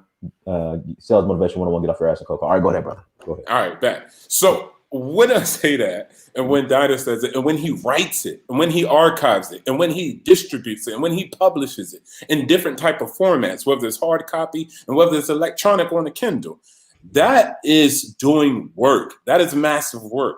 I don't expect Diners. I'm gonna be like, hey, Diners, where's the CNN? Where's the big empire? Nah, he's starting it right there. So even if you look at yourself and say, I'm not a YouTuber, well, you can write a book, you can write a comic book, you can do whatever you're doing and still get up off your ass and cold call. And the most important part is through the shirts, through the merch, through the books, they all have a message. They carry forth that message when you walk out. See, Diners could have wrote a book that said, I'm that nigga in charge. You know what I'm saying? Or Pimpalicious, the Extra Africa edition. He could have did that. But instead, he decided to put a mission that had a purpose that was going to be self-sustainable and then ignite that getting up off your ass and cold calling or kinky hair is kingly hair. So these messages are not only for the grown adults, but for the children also. Boom. There you go. One second, guys. Make sure you go to dynastymirror.com or amazon.com. Go ahead and purchase your copy. Kinky hair is kingly hair. All right, there we go. All right, go ahead, brother. Go ahead. Bad, got you. So I'm just trying to get people to understand and see that it comes in all shape, forms, of fashion. So I'm not asking you, I'm not going to say what but Brandon told somebody, hey, you're a fighter, man. Why are you trying to be a farmer? Like, why are you trying to be in agricultural space technology? He's like, that's not your lane. Like, do the fighting. You're good at it. You're great at it. Focus on that a little bit. So you can use what you already have to be very impactful and be very powerful. And then the actual engine that our people need for that liberation. And like I said, for the books that Dynasty Mirror does, from the merch and the shirt, people wear those shirts and carry forth that message. Now, other people say, Africa's the future? Really? I don't care what they do for the rest of the day. They could go be with a white woman. They could go drink some coffee, but they seen the words of the message and it's in their brain. So all the things that he's doing is going to go forth and put work. So Dynast, he might not be in some places, but his shirt will, but his book will. So these things can stretch far beyond him sitting in front of it. Welcome to everybody to YouTube today. They can do work for him when he's asleep. So once again, these are the different type of avenues and the things that we can do. And once again, I'm going to say it again. I'm going to need you to understand. Get off your ass and cold call. Hey, all right, go ahead. Dynast is building a legacy for himself and his son. I mean, I don't want to write no damn books, but I'm damn sure going to support the brother who does, you know, and I'm going to order it. And I already ordered, but I'm going to order the shirt and everything else. Your book's on the way. They're on the way. They'll be there next week. If any of you people in that audience have something that you do, let me know and I'm going to support you, because I understand that a lot of us don't even get support from our own family members. So if what you're doing is under $20 or $50, I will do my best to support you, because our people need support. What we got to do is understand that we deserve better than what we have. You want reparations? We deserve better than that. We deserve our own place, our own country, our own life, where we control what happens. This is our life. People sit up, I keep saying get to work, but guess what? Your life is already working. Now you just have to ask yourself, do you have what you want? If you do, is that all you want, or do you believe you deserve better than that, right? We have to stop letting ourselves off the hook for the role that we play in the situation that we are currently in. I'm going to need you guys to understand that you deserve better. Get up, educate yourselves, apply the information so that you can make yourself a better life. You can create a better life, right? There's something in you. I remember when we were little kids, we were so optimistic, right? We were so optimistic when we were little kids, Dynast. I remember one time I told my mom, hey, Mom, I'm big now. I don't play no damn basketball. But when I was young, I thought I was going to be in the NBA, right? And I said, Mom, buy me the basketball hoop, the one that you could roll down the driveway and put in the street and shoot hoops on. My mom said, look, we ain't got no money, bro. We ain't getting that. Did I let that kill my dream? Did I let that make me feel like I was less deserving of being in the NBA? No, I went like every other kid in the hood and got me a milk cart and nailed it up to a light post and started shooting, faking, pretending to be Jordan, right? See, but when we were kids, we were optimistic. Nothing could get us down. But now that we're adults and life has happened, We've been beat up. And what's worse is we beat up on ourselves. And I know you do it because I've done it before too. We need to have that childlike optimism about our situation. You can't see something as, just an end all be all. Like the brother said, I don't know who said it, but he says it's a setback, but it's a setup for a major comeback. Let's Brown. Always look at life like you're ready to come back and do it bigger and better than you ever did it before. So, Dennis. Okay, go ahead. Hold on, go ahead, brother. Then I'm gonna pass you the mic, and then Ambassador, I'll bring it to you. All right, go ahead, brother. Okay, so look, I think the message that is being put across is getting through to our people anyway, but it's going to take some time before some people wake up from their sleep. We should bear in mind that a couple of years ago, we did not have this medium. Yeah, there was only one-way communication, mostly from CNN, name it, from the main media to our people. But these days, we have multiple medium. Our own people can communicate to our people. But yeah, some people are still asleep. It's going to take some time. Secondly, our people didn't have any reference point. Yeah, within the environment in which you lived, that was your reference point. So you couldn't know that, hey, you could go to Rwanda and have a great life. You could go to Tanzania and have a life. You could go to Ghana. But people are having those reference points these days. And it gives them hope. But then people have to build the courage and also say, hey, look, I'm going to make a change to my life. There is an option, A, B, or C. So look, I think the message you are sending, we should keep sending that message. It's going to take some time for some people to wake up. But we shouldn't be discouraged that probably that message is not getting through. It is getting through. Somehow we should also be patient for our people, and then gradually we will get there. All right, Mike, go ahead, bro. Hey, I'm on back. What's up, Dennis? Baonio. Alafia. Alafia Nimowa. Let's say go. Oh man, Dennis, man, nice to be here, man. Hey guys, what's up, man? Brandon and rest of the guys, man. How you guys doing? Hey, Dennis, there's a saying that for you to change your position, you have to change the way you're thinking. All right. I think we're Black people globally. We need to get to the point where we need to change the way we see this life, man, and the way we see what money is. We need to because when we say things like, "Oh, Europeans should pay us money for what they've done," right? These people don't have money. I don't think we understand what money is. Go ahead.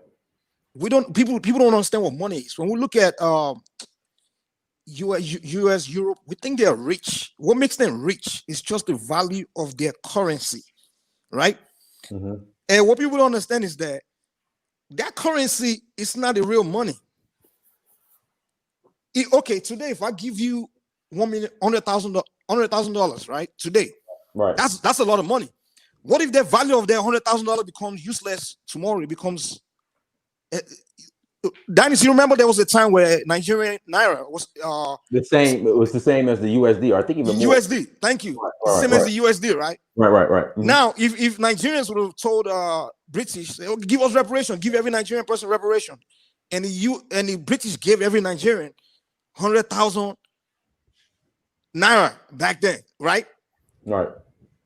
And that currency, 100,000 naira today is a useless money, isn't it? Because $1 was 1 naira. Today, $1 is what? $3. Like the shit's getting worse. It's like almost $3.70 now. This is what I'm saying. So the point I'm trying to make here is that we Black people should get to a point where we should be more focused on freeing ourselves from white people. Like Lume just said yesterday when I was listening to the show, is Black nationalism is the key. And how is that? We are the richest people. See, the currency is not the money. The real money is what's backing that currency, which is commodity. Now, I'm pretty sure everybody knows what commodity is. The definition of commodities, natural resources, and and now who's the richest when it comes to commodity? Black people. Africans, we own most of the world's natural resources. Our land produces the most food, the most fertile land. Food is another thing, commodity, right? Now, the first step where we're getting it wrong is this, where we're not thinking is this. Who's making this policy? Who's deciding whether the dollar will be the richest, the most valuable currency? Who's determining whether the Europe, the poorest continent, who makes a decision that euro will be the most powerful currency in the world?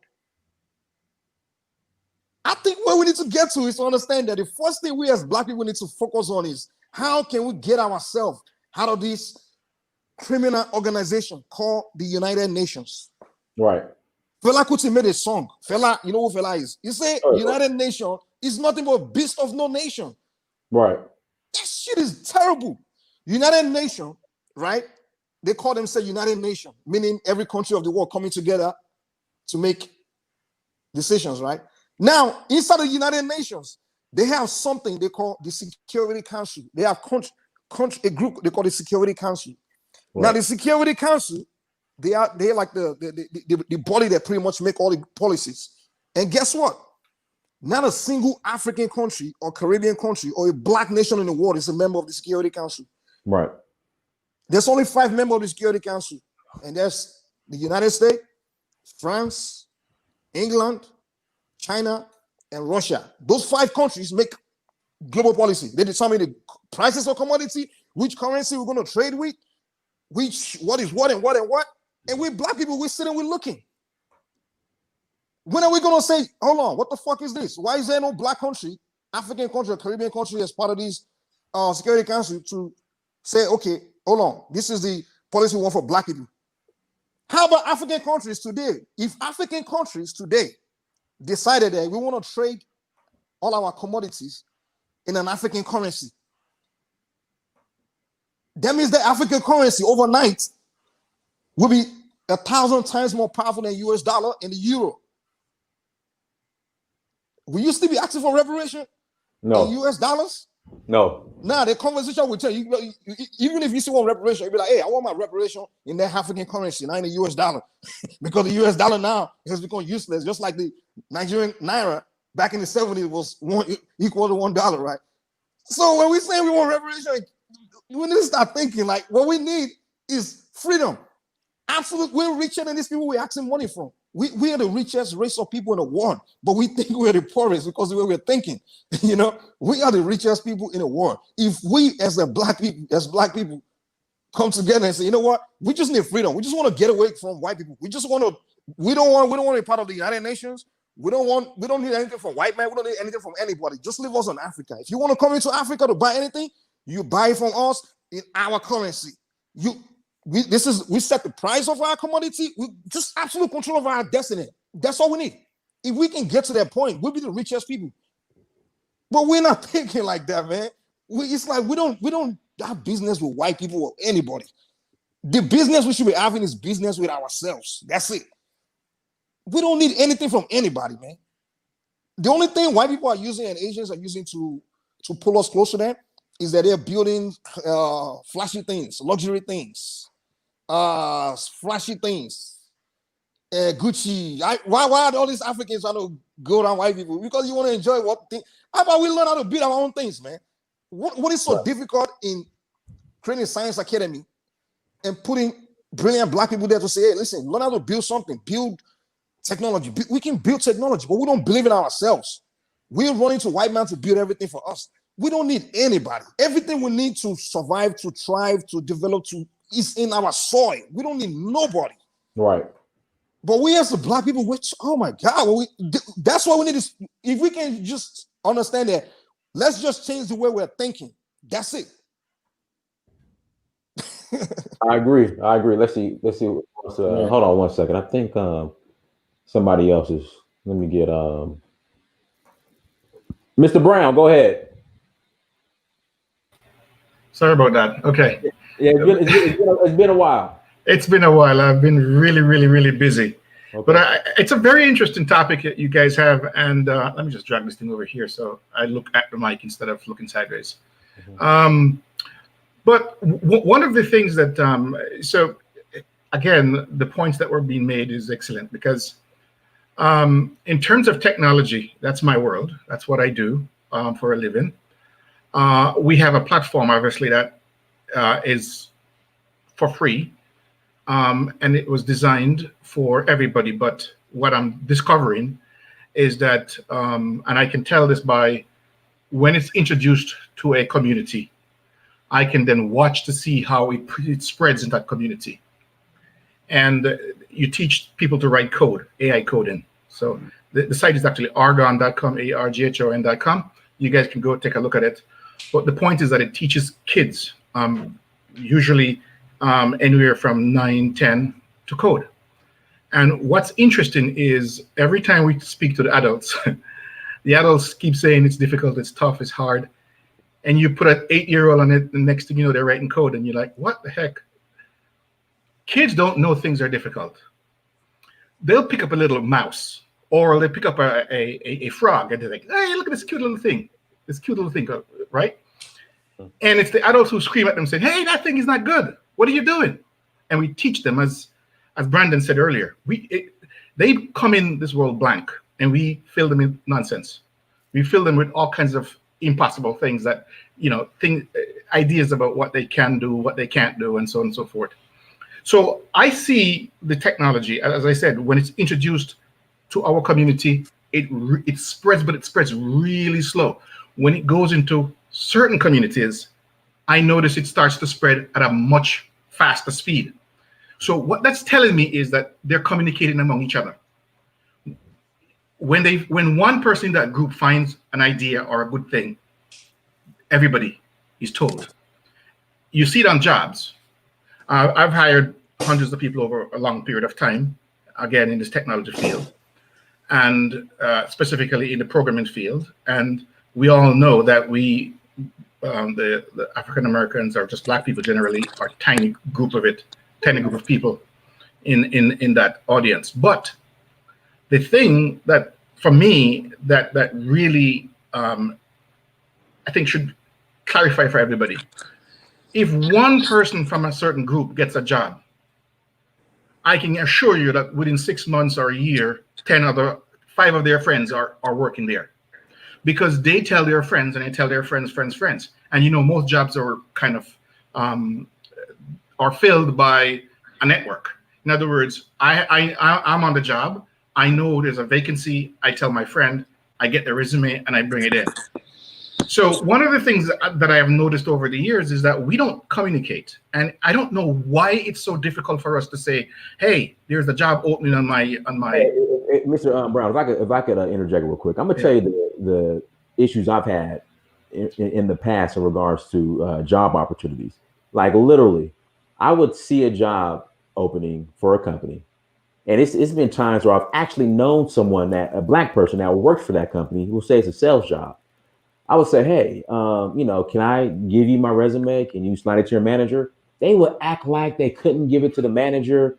They would just tell me the status, go on and fill out the application online, and, just hope and pray that they call you.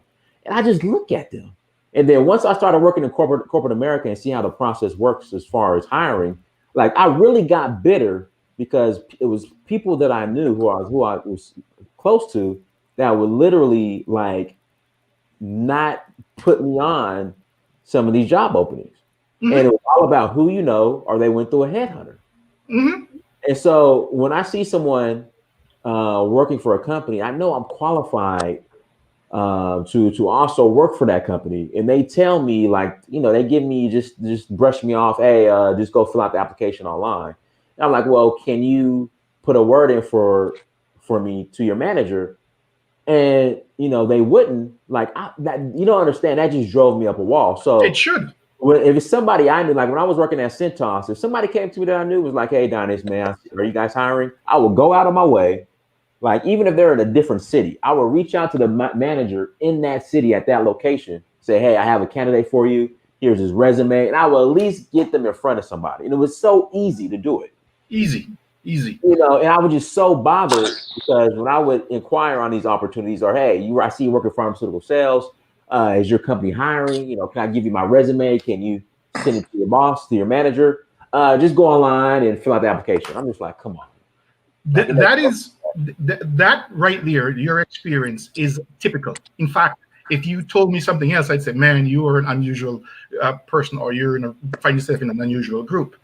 I have been, over the years, I've hired, like, as I said, quite a few people. And one particular incident, and this has been about probably 15 years ago, and I'm still ticked about it. There was this one particular job opening, and there was somebody who looked like us on the job, who had a friend, but I did not notice it. I found out afterwards that was looking for a job. Anyway, they told the person that they figured the person wasn't qualified, so they never told the person about it. Yeah, that's not your decision. Like, that's not, you don't make that's the point. That's what ticked me off to this day. I mean, it's 15 years and I'm still ticked. So it turns out that here is the kicker. So it turns out, yes, the person might not have been qualified for that job, but there was actually an opening paying even more money, actually over 100 grand, that person would have been qualified for, because I found out later on. And this is what I've said to every single buddy who, I said, your job is to send me the resume and shut the hell up. It's not your job to be a gatekeeper, a screener, or whatever else. I can't tell you how many resumes I've gotten from different groups of people who I look at. Most of the resumes are crap, but they still bring it to me anyway. And when they bring when they bring one and it's total crap, they bring another one and another one and another one. And that's how you see, when you get one person like that in a job, there are 10 of them later on, and then 20. And when you have, and that's what I said to you. So the technology that we are providing for the kids, it's actually a $1,500 course. And I was just showing somebody the other day an MIT course for $3,100, $3,200. And all they give you is an introduction. We're actually giving you real stuff. The other thing I'm going to throw in, and it goes back to some of what Brandon was talking about, is there will never be and can never be a statue of critics for critics, because the reality is that critics can't build. They can only tear down, or at least try to tear down. So it's impossible. They wouldn't even have the time or the skill and the know-how to go build something for themselves. So how is it going to be possible for them to get a statue? Impossible, right? So when you, as I said, one of the things that kills our community is we don't share. When we come across good ideas or good things, we don't share it. And I can tell, I don't have to listen to what people tell me. I don't have to listen to a conversation like this to know. I can look at the data. When Vision 2020, which is the program that teaches kids to write code, when Vision 2020 goes into a neighborhood, I know what neighborhood it is in. I know the demographics of the neighborhood. I can tell you down to a zip code. And I am telling you that when it comes to when it comes to certain communities, and I'm talking about our communities, the knowledge, one person, let's say College Park, Georgia. Everybody knows what it is. It should be. It's a African-American community. So let's say it drops into College Park. Only that one person in the College Park, and it stays that way for months. Now, if it drops into, let's say, someplace in Iowa, before, within a week, I see others popping up. So I know that they're communicating. I know they're talking. What does that tell you? It tells you that, because communication, knowledge is power, right? And if you have knowledge and you don't share it, you don't have power. All you have is information. So the reality is this. We don't share when we come across good things, nor do we value it. Vision 2020 is not free. It costs me thousands of dollars a month to have those servers up. But our community, I can come here and I could tell my community, go learn coding. It pays over 100 grand. I've done it for 35 years, right? I've done it for 35 years. And here you go.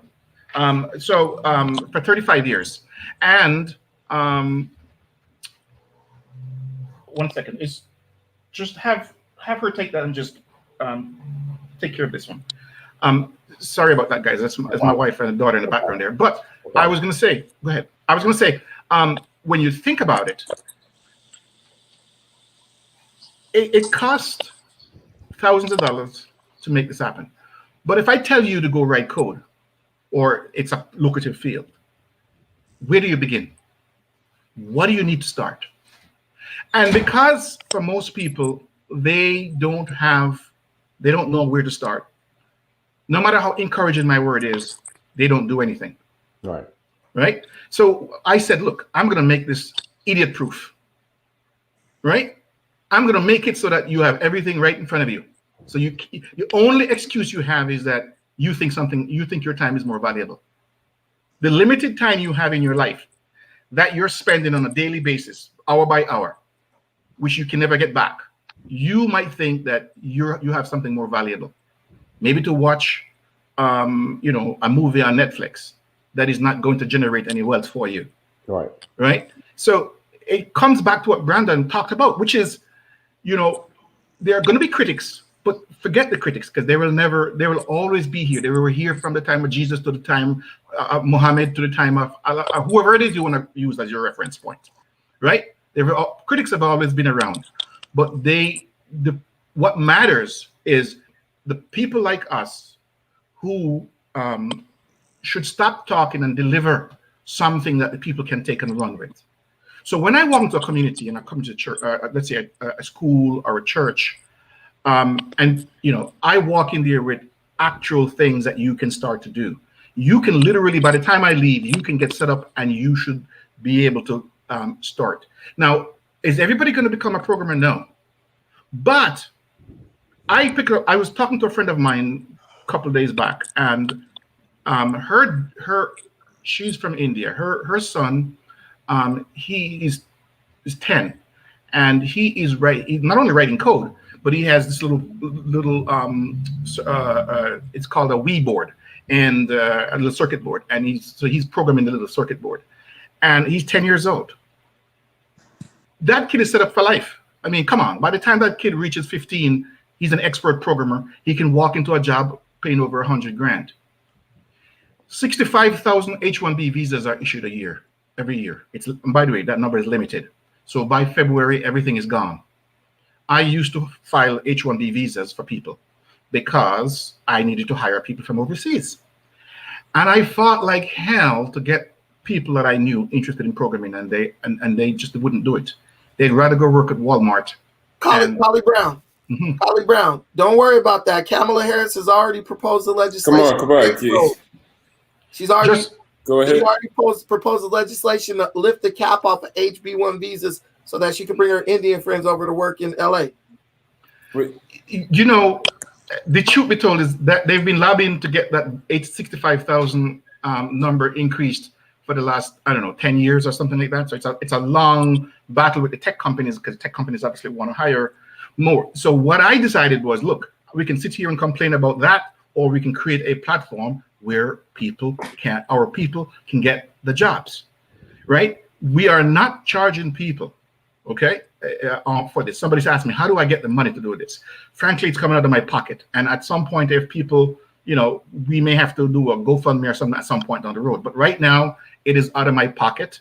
And I believe, the same way those kids that I'm talking to, 10 years old, are writing code and doing all kinds of things, our kids can do it, right? They don't have to go some far place and go figure out what they need to do. They can sit there. And by the way, let me say this. The language you learn, when you learn on Vision 2020, you also learn C++. And if you know anything about C++, that's what they use on Wall Street, because it's a very powerful language. And the typical job on Wall Street in terms of that era, because when you're communicating between trading floors, a millisecond can cost $1 billion in terms of delay. So they have to use something like that. So the language they're learning is that skill set. Black Ambassador, you had a question? I saw you raise your finger, so I was... No, keep going. I just wanted to say after you done. Okay, so I chose a platform that was going to give it the maximum flexibility for whoever who comes on it and learns. They can learn. They can learn and go get a job paying over $100,000. As I said, 65,000 H-1B visas issued a year. 80% of that are programmers. 70% of that set of programmers come from India. I have nothing against India, right? I have nothing against any body. But the same way I take care of my family, in other words, I won't take my daughter's wealth and hand it to some stranger. It's the same way I have to extend my family to my community and so on and so forth. So that's what we created. But I am telling you that I'm seeing the difference. I can see when it goes into a community, right? We have, as a matter of fact, we have quite a few number of people from Ghana, Nigeria, and so forth signed up on it. I don't know who these people are, but interestingly enough, when it falls into those countries, so you can see when it falls into a country, how it spreads. I can see when it falls into a certain community, how it spreads. It spreads, if it spreads in not communities that are not ours, it spreads much more rapid. And you know, the irony is I am spending all this money to keep this thing up. And it would be a travesty and a disaster if our people don't benefit enough on it. Think about it for a second. And I open this to everybody. Everybody can do this. This is not just for our kids, it's for everybody. So, you know, it comes back to what is the motivating factor for us? One of the challenge I see is that we do not believe that we are entitled to certain things. And so if I walked into your house and decided to take your car, you'd beat the crap out of me and you'd probably call the cops on me too as well. And the reason why you fight is because you know in your head, this is my stuff. I am entitled to it. So it's that entitled mentality that says, I'm going to put up a fight. If I walk into your house and you had a stolen car in there and I take it, you wouldn't say anything because you know you're not entitled to it. And you'd be scared the cops would show up. So if you believe that you're entitled, now, every other race believes they're entitled. And nothing is wrong with that. But we should also believe we're entitled. That is to say, that when we walk into a place and we see technology, and by the way, the myth about technology is put there to discourage certain people. Before 1960, anybody have seen the movie Hidden Figures? Yeah. How many men were doing the calculations? It was all women. Exactly. Before 1960, most science and calculations were done by women. This idea that women can't do math is as sick and crazy as it comes, but I know why. Anytime wealth comes into a particular field, certain people take it over and push everybody else out, right? So if you know that that's, you know, was made up, it was never, you know, women always played a significant role in that, right? In my firm, the majority of employees are women in technology, in AI. If you go to Silicon Valley, women and minorities like us are tiny, tiny, tiny fractions of people. So we have to step back as a group, generally speaking, and reassess where we are, because we have been flooded with so much nonsense and so much misinformation that we can't get our bearings properly. So when I just speaking to my neighbor and she was telling me that her daughter can't do math, I'm like, don't ever say that to me again, because she watched Hidden Figures and she saw it for herself. And by the way, they were more accurate than the bloody people with their computer. So that's one piece. The second part is we have to think that we are entitled. And when you think that you're entitled, you start looking for, where's mine? Right? Where is mine?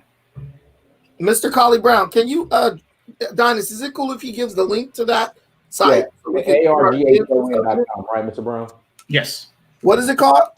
It's in the chat, arghon.com, arghon.com. Yeah, so you go there, you click on Vision 2020, and you'll see. And by the way, it's designed for church groups, individuals. You can sign up as a group. You can sign up as individual. If you sign up as a group, like let's say a church or something like that, the people who sign up underneath you, and all it means is a code. When you create a group, administration group, you get a code and you give them and the kids. And this way you can track their progress. You can see, you know, when did they log on, what lessons they've completed, and so on and so forth. So it's all designed there. And it's, again, you know, I don't want to come on channels and tell people you need to go learn coding, and then they are on their own, right? We have to create a platform in which they can actually go do it. And if they come back to me and tell me they can't do it, I say, you don't want to do it, because it is that easy. It takes less than a minute or two to sign up. You know, the one thing I know with kids, they all use social media. They all have social media accounts, so they know exactly how to sign up to these things. And the big challenge is the parents. I can't tell you how many parents I see tell me that the kids can't do this, the kids can't do that, and I'm like, Mr. Colley, yeah, Mr. Colley, they believe they don't deserve to have it, and there's many people who, by the time they go from sitting in front of their cell phone or computer to walking out to the car to put their keys in the ignition, they're going to have a psychological battle within their own mind, and negativity is going to prevail in that battle. And exactly. That's what we do all the time. We deal with these psychological wars based on our feeling that we don't deserve to have anything better. Could you imagine if people fought as hard for progress as we do for reparations, bro? I mean, oh God, get on the internet and reparations is on every black person's tongue, even in public. Could you imagine if we fought like that to create black tech firms downtown in every major city? Could you imagine if we fought that hard to build in Africa? See, black people are getting exactly what they asked the universe for. If you ask the universe, it will deliver. It will deliver. But you got to question what you're asking for. You want reparations, right? That means you want the white man to stay dominant over you longer, so he's in a position to give you reparations. Would you give up your reparations to see the white man fall, per se? What if he went broke tomorrow? Would you be like, nah, I need him to make some money so he could pay me my reparations? The universe say, yo, you want technically, right? those people are actually supporting them then, because to get their reparations, they have to make sure that these people can actually pay it. Go ahead. I think we need to be honest. Nobody's fighting for reparations. Has anybody on this channel have seen a 300 document page of reparations? No. So let's stop lying. Even if we did that, but we have seen ourselves put 4 years in a college that goes to nowhere to get a job from white corporate America. We do work for them. Let's be honest. We built the railroads, we did the cotton picking, we did a lot of things for other groups of people. Even if we add on to the addition of we do need to do coding, we need to create semiconductors and computers and everything else. If you don't even got electricity, then that's an issue. If you don't even got the internet, that's an issue. And a large part is Facebook putting wire all across Africa to do the wiring for the internet connection across the whole continent of Africa. It's a $1 billion project that Facebook is doing. So they're going to control the airways. They're going to provide the providership for the internet. So we need people to take over those industries. But going back to something I wanted to say real quick is when we say fancy things like, you know, there will never, no disrespect, still love you, but there will be no statue of a critic. There's many of them. Martin Luther King was a critic. Malcolm X was a critic. All these people criticized. And you know what? Critics, they don't destroy, they actually enhance. Critics sat in America and criticized America about all the wrong things it was doing. So what did America do? Listen and change the things that they were doing to make it seem like it changed, but things remain the same. So critics sit in front of Yale and talk about freedom of black people and what they need to do. I disagree on what. Okay, that's good. Now they tell the world about America's doing this wrong. We're doing this wrong. We're doing it, and all they're doing is listening. The reason why they're listening is because they're saying, what can we fix in our system of domination that you see that is an issue? You say, I see this, I see this. They say, okay, well, let's change this and change this. And they're going to change it to things that you don't see. Most of the time we don't see. It's not about good education. It's an appropriate education. We're not appropriately educating our children. We're not even actually creating the information which is educating our children. We sit underneath the tutelage of other people, of other nations that we turn around and complain about that say that we don't have X, Y, and Z. Dr. Amos Wilson said, the colonialists the imperialist creates anti-colonialist and anti-imperialist information in groups and organizations so he can control even the resistance. So we don't even see that sometimes, and we think that we're having a revolutionary change, or these critics are actually criticizing, and all they do are actually enhancing their abilities. Now, it has a two side. It can also inform people about issues, and people could use that information to liberate themselves. Stop thinking binary and start thinking holistic. There's more things that a critic can do to help and to hurt. The problem that we sometimes run into is we don't have people who are also building, while the critic is also providing the information which we need to understand things a little bit better. And when we jump into that, then we have the information that's needed. And I wanted to say something about what Dinah said about cold calling. Cold calling is the solicitation of business from potential customers who have never had no prior contact through the salesperson or a leader or a YouTuber or a journalist conducting the call. It is an attempt to convince people or potential customers to a purchase either by a salesperson of a product and service. You need to start cold calling for everything that you talk about so much. Nobody's just rolling up their sleeve and doing the work. We sit up here and say, well, if Black people put as much energy as they put in the reparations, name me one document that we created about reparations. Name one survey and an investigation that we conducted as a collective, put our money up, crowdsource and fund it from the ground up like a Hidden Colors. To say, hey, we want to put together a $300 report or 300-page report on reparations and what it would look like and the actual distribution and the enhancement of it. Let's be honest, there's a lot of work that we have to still do. And we have to roll up our sleeves from coding to programming to manufacturing to industrializing and get up and cold call. If you want to talk about reparations, then get up and do work for reparations in any way that you see fit. I got you, brother. Go ahead. Let me say this. When you talk about reparations and the work put in for reparations, do you realize that Black people mobilized enough over reparations to actually contact political officials, presidential candidates? They had conferences, they mobilized, they communicated, they spoke it into the universe saying they wanted it. To me, that's work, okay? Like, that shows me that some Black people were serious about that, because you ain't gonna talk about it. Dude, I saw a dude at Chipotle the other day. He had an ADOS hat on, bro. Now imagine if that dude had a coding hat on, a hat for this brother Collie Brown school. Imagine, like, when we go to college, right? How many things do we produce for these colleges in America? Nothing. We just attend them, right? But everywhere we go, we wearing a shirt, we wearing a hat, you throwing up your freaking fraternity. You might not produce a 500-page expository essay about being from like beta, sci-fi, whatever, but a lot of times the work comes with the acknowledgement of that thing's validity. Wearing a shirt is putting in work?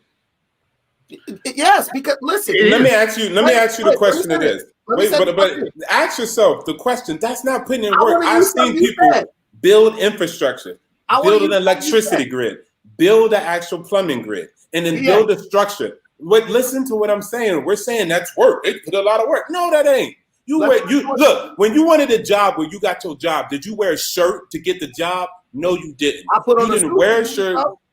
That's after you studied and did what you had to do and fill out a resume and then learned about how you need to conduct yourself in order to get the job.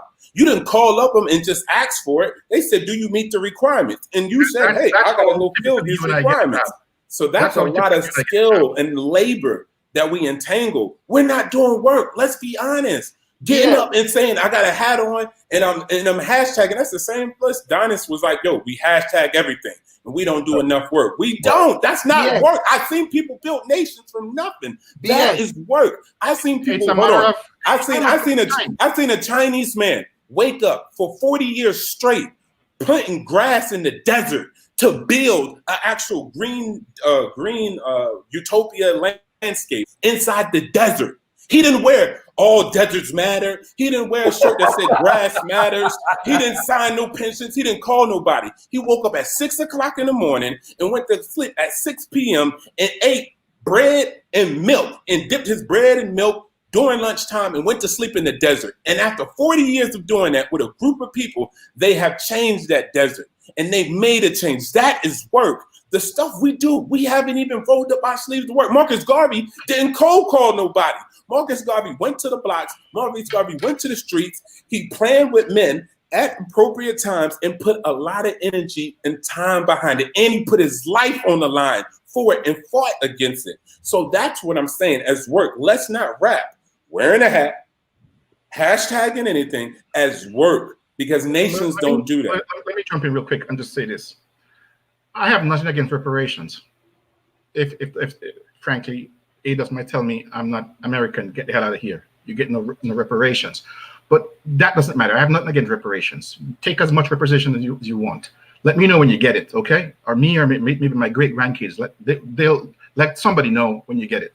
In between then and now, what are we going to do? Because that really is what matters.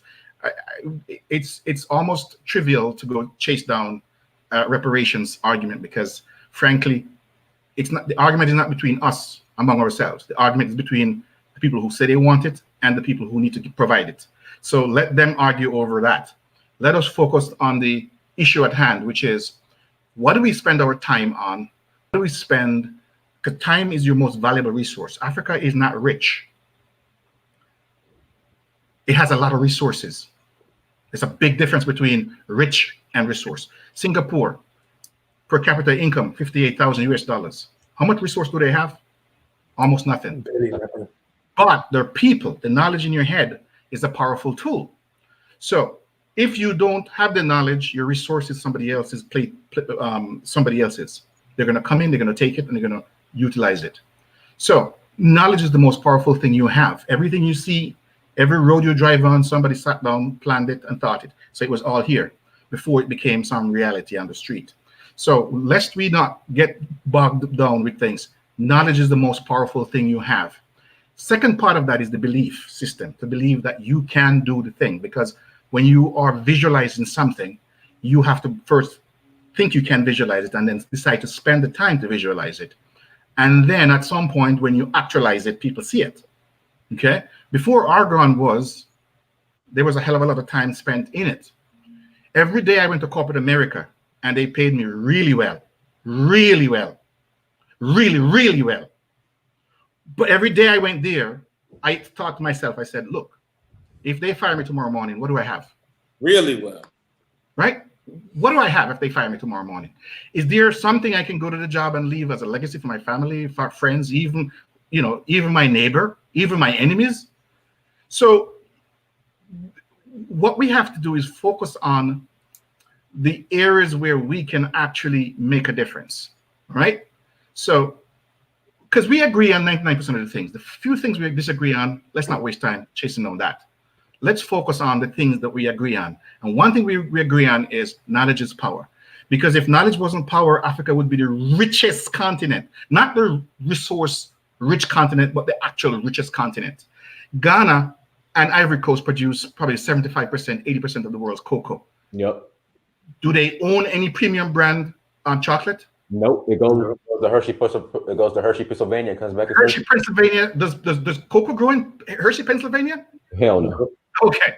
So what my point is, what's in Hershey, Pennsylvania is here. Academic knowledge, brain power. That's what's there.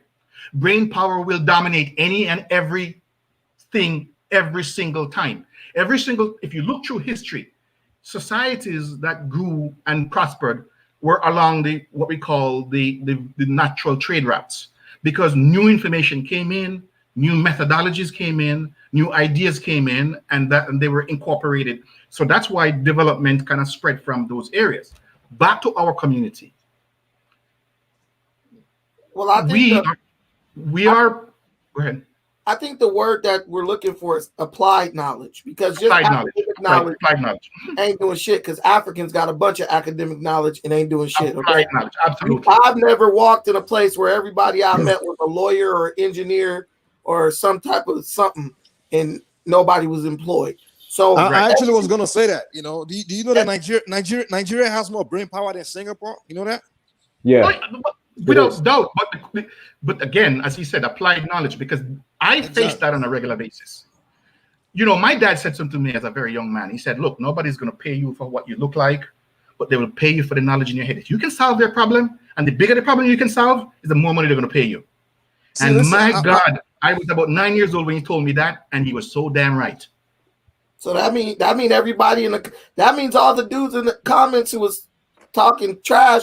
Why don't y'all all get together and put some money together and buy a cocoa producing facility in Exactly. You know what's crazy? I asked my friend in Cote d'Ivoire about that, and he pretty much said, "Man, these American corporations have a monopoly on this." They don't have a monopoly. We gave them the monopoly. They don't look, Dynast. Go ahead.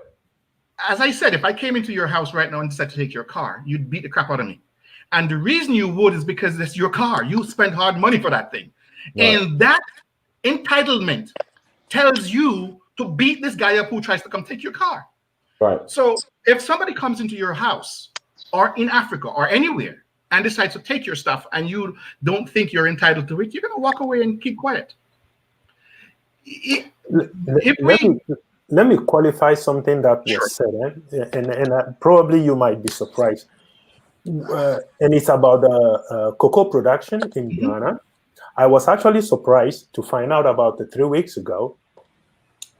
Cocoa producers cannot sell their cocoa to any other locally. By law, you can't sell cocoa to anybody. You can only sell cocoa to the government. Absolutely. And that was, by the way, that was a law that existed from colonial days. So those laws right now, you're absolutely right. So a Ghanaian right now who wants to do their own little cocoa factory is gonna either do it illegally because they're breaking the law, buying the thing. Yes, absolutely. And actually, I found out this because Wadamaya was interviewing a Ghanaian lady who is a returnee, and she's producing chocolates. And the question came up, so Wadamaya asked her, "Where do you get your cocoa from?" And she went still. Absolutely, then, because she's breaking the law to do something that you and I would think would be natural. Yes. Let's come back to Mr. Brown. Let me add one other thing, and then you can go ahead. BA talked about the fiber optic cables that are being laid across around Africa. Yeah. So what actually is happening is that the undersea cable fiber optic connections are being done by external companies. But within Africa, there is this, I don't know the name, but there is this African who has been supported by what is it? The African Bank? What is it? African Development Bank. African Development Bank. So the interconnection cables from South Africa, Eastern Africa towards West Africa, that is actually being done by that's correct. That's correct. That's being done by Africa. The other thing is that we need to build the cloud infrastructure to host our data on the continent. That is an infrastructure that needs to be done. Yes. Now, let's talk about revolution, because the truth is Africa became Africa we know today because of a revolution. So there's a thing called the Industrial Revolution. Everybody here knows it. It started roughly 1750 onwards. But around the middle of 1800, early 1800 actually to begin with, the resources, the industries in Europe needed raw material. So they looked around the world and said, where the hell is all the raw material? And there was one place they all focused on. So if you notice in 1833, they decided to chop up Africa into small pieces, all because they needed to feed the raw materials to the Industrial Revolution. So we completely lost across the board in that. Second revolution was the internet revolution, what we have today. And there are no black massive telecom, or frankly, on the scale that we're talking about, or even social media, because again, we never thought that we were entitled to. A kid who believes he or she is entitled to build the best and the biggest will try to build the best and the biggest. And if 1,000 kids believe that, one of them may succeed. If nobody believes that, then nobody's going to attempt it, because people aren't crazy. If you believe something, you will attempt it. If you don't believe it, you won't attempt it. There was even a guy who believed he could, put some balloons on a chair, and he did that, and then didn't know how to come down, and they had to, shoot the balloons one by one. People do crazy things when they believe things, but they also do positive things when they believe it. So, what's the next revolution? Let me say one thing. See, the root of African problem, one, black people's problem is leadership. That's one thing, leadership. Globally, every black society you go to, black nation, even in America, it's leadership. That's one root. Now, another thing is this. One thing about the human mind is this. In philosophy, they say that the mind is the hardest thing to change because you need a mind to change the mind. You need your mind to change your mind. So you need a mind to change the mind. Now, what kind of mind do we have? One thing about black people globally is that we believe and we've been taught through our formal education that we are a conquered race. And when you say, what do you mean? I don't feel I'm a conquered person. Oh, we've been enslaved, you've been colonized, you've been conquered. Now, if you ask yourself, when you conquer somebody, what is the evidence that someone has been conquered? You lose territory, right? When someone conquers you, takes your territory. Now, after slavery, after colonialism, well, if you look at the black race, we actually gain more territory. Black people occupied the whole Caribbean. We didn't have that before slavery. Black people are 40 million strong in the United States. Over 100 million in South America. So we went through slavery, we went through all this shit, but we gained territory. So how are we a conquered people? When you talk about when white men say, okay, we conquered Native American, what did they do? They kill all of them, right? When they went to Australia, they said we conquered the Aborigine. They killed all of them.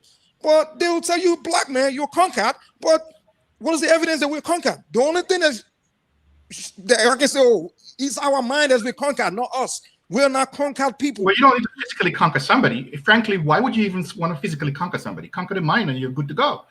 No. The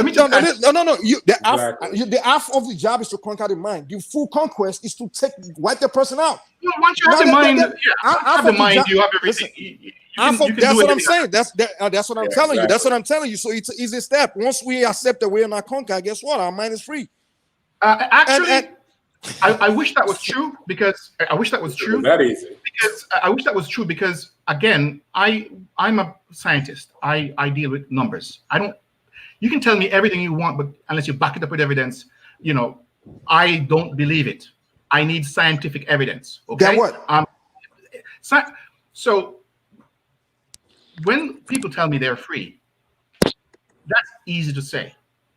But if I observe your action and your action says you're not free, then you're not free. I don't care how much you tell me you're free. So no, me as an individual, I am free. Well, look, I'm not addressing individuals because this is a macro problem.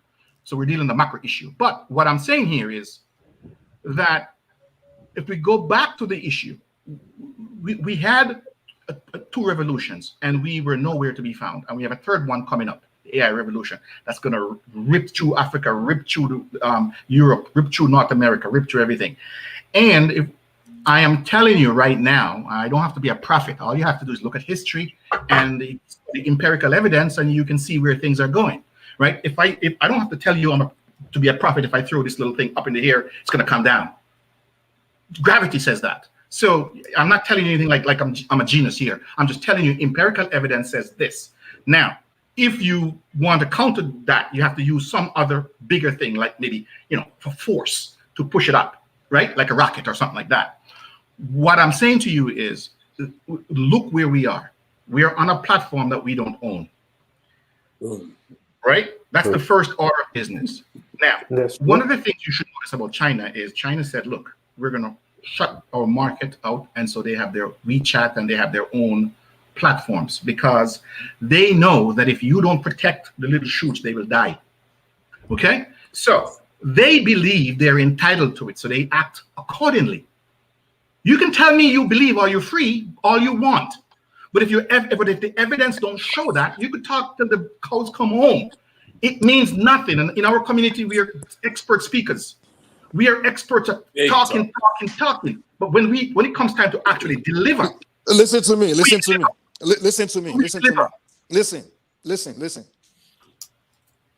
Danny came up with one term. It's a African. There are two categories of black men. They are Africans and they're African. All your leaders in Africa, they're Africans. That's why white man can tell a Ghanaian president that, hey, tell your people to sell the cocoa directly to the government, and the government will direct exactly where you sell it. We control. You must sell it straight to Switzerland. You must make sure they control them. Those are Africans. And why do you allow white men to control you? because you believe the white man has conquered you. But a real African is a man that's 100% African in his mind, spiritually, mentally, someone like me. I can't be a president of a country and a white man. Government is the people. Listen. The government is the people, my friend. Oh my God. Let me. Those leaders are and the people too. Listen, I'm not arguing more. What I'm saying is majority of Africans globally believe they've been conquered, and they're afraid of white men. They believe they've been conquered, and what they don't understand is you have not been conquered. If the white man has actually conquered you, he would have wiped you out. Listen. From the day the white man stepped foot on Africa, his goal is the day I'm going to wipe them out and take their land. And he's been doing it, and the black man has believed that he's been conquered. That's why he's not fighting back. The average listen. It's not about the white man. This is about us. Oh man, this is about us. This is because you're going on. This is not about the white man. This is about who's us. telling black people what to do. How we think. This is about us internally. Our people. But we're saying the same thing. We're saying the same thing. It's the way we're thinking. We believe we've been conquered. You're focusing on the white man, and I'm saying to you, oh my right God. now, the white man, he's not talking about you. He's figuring out how he's going to get some resources.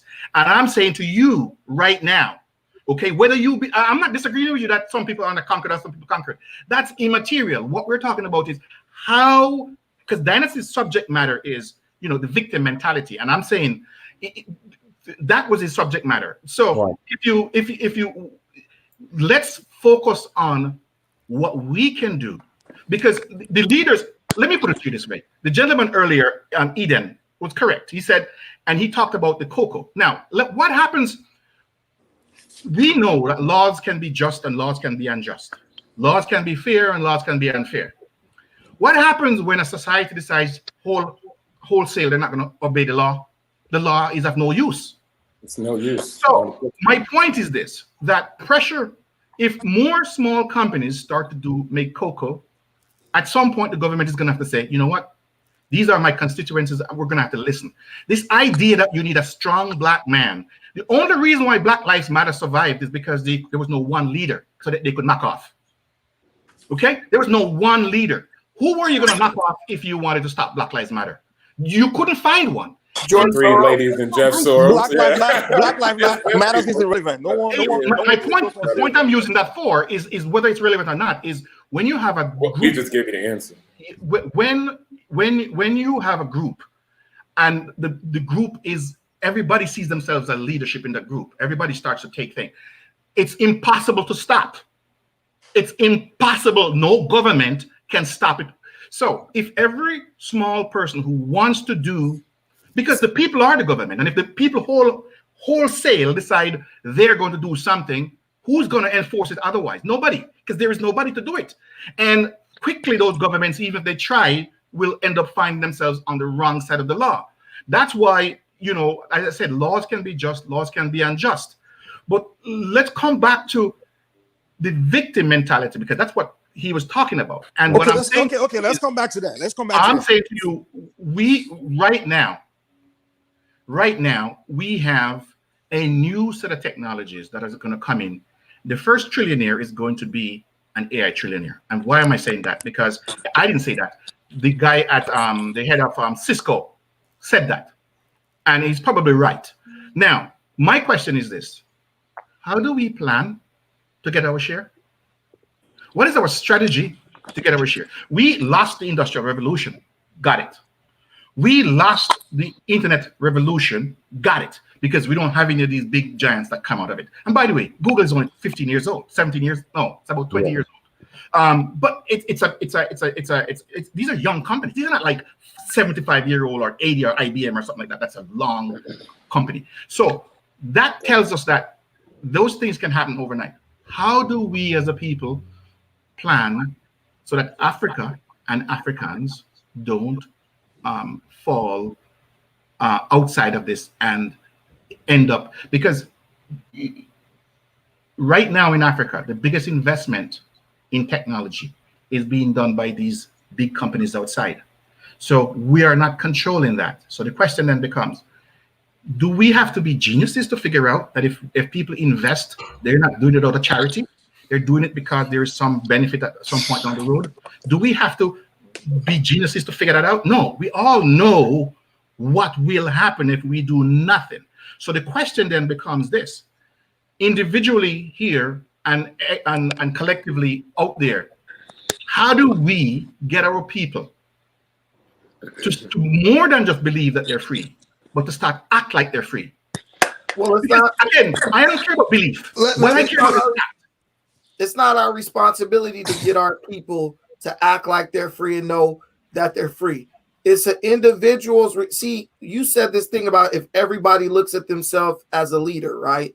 Mhm. But in reality, there are not all these leaders walking around. Very few. What it is real leaders rise from the ranks of qualified followers. So people need to make sure that they're actually qualified to follow somebody first, so that if and when the need arises, they can rise up to leadership.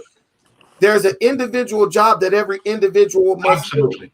Individuals must set individual goals, daily individual goals, and reach those goals so that they understand that they're able to reach goals.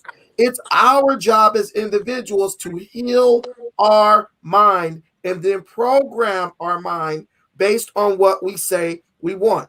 There's a lot of things that you can get through positive thinking, right? Mike was saying he's not a slave, but guess what? Positive thinking is not enough.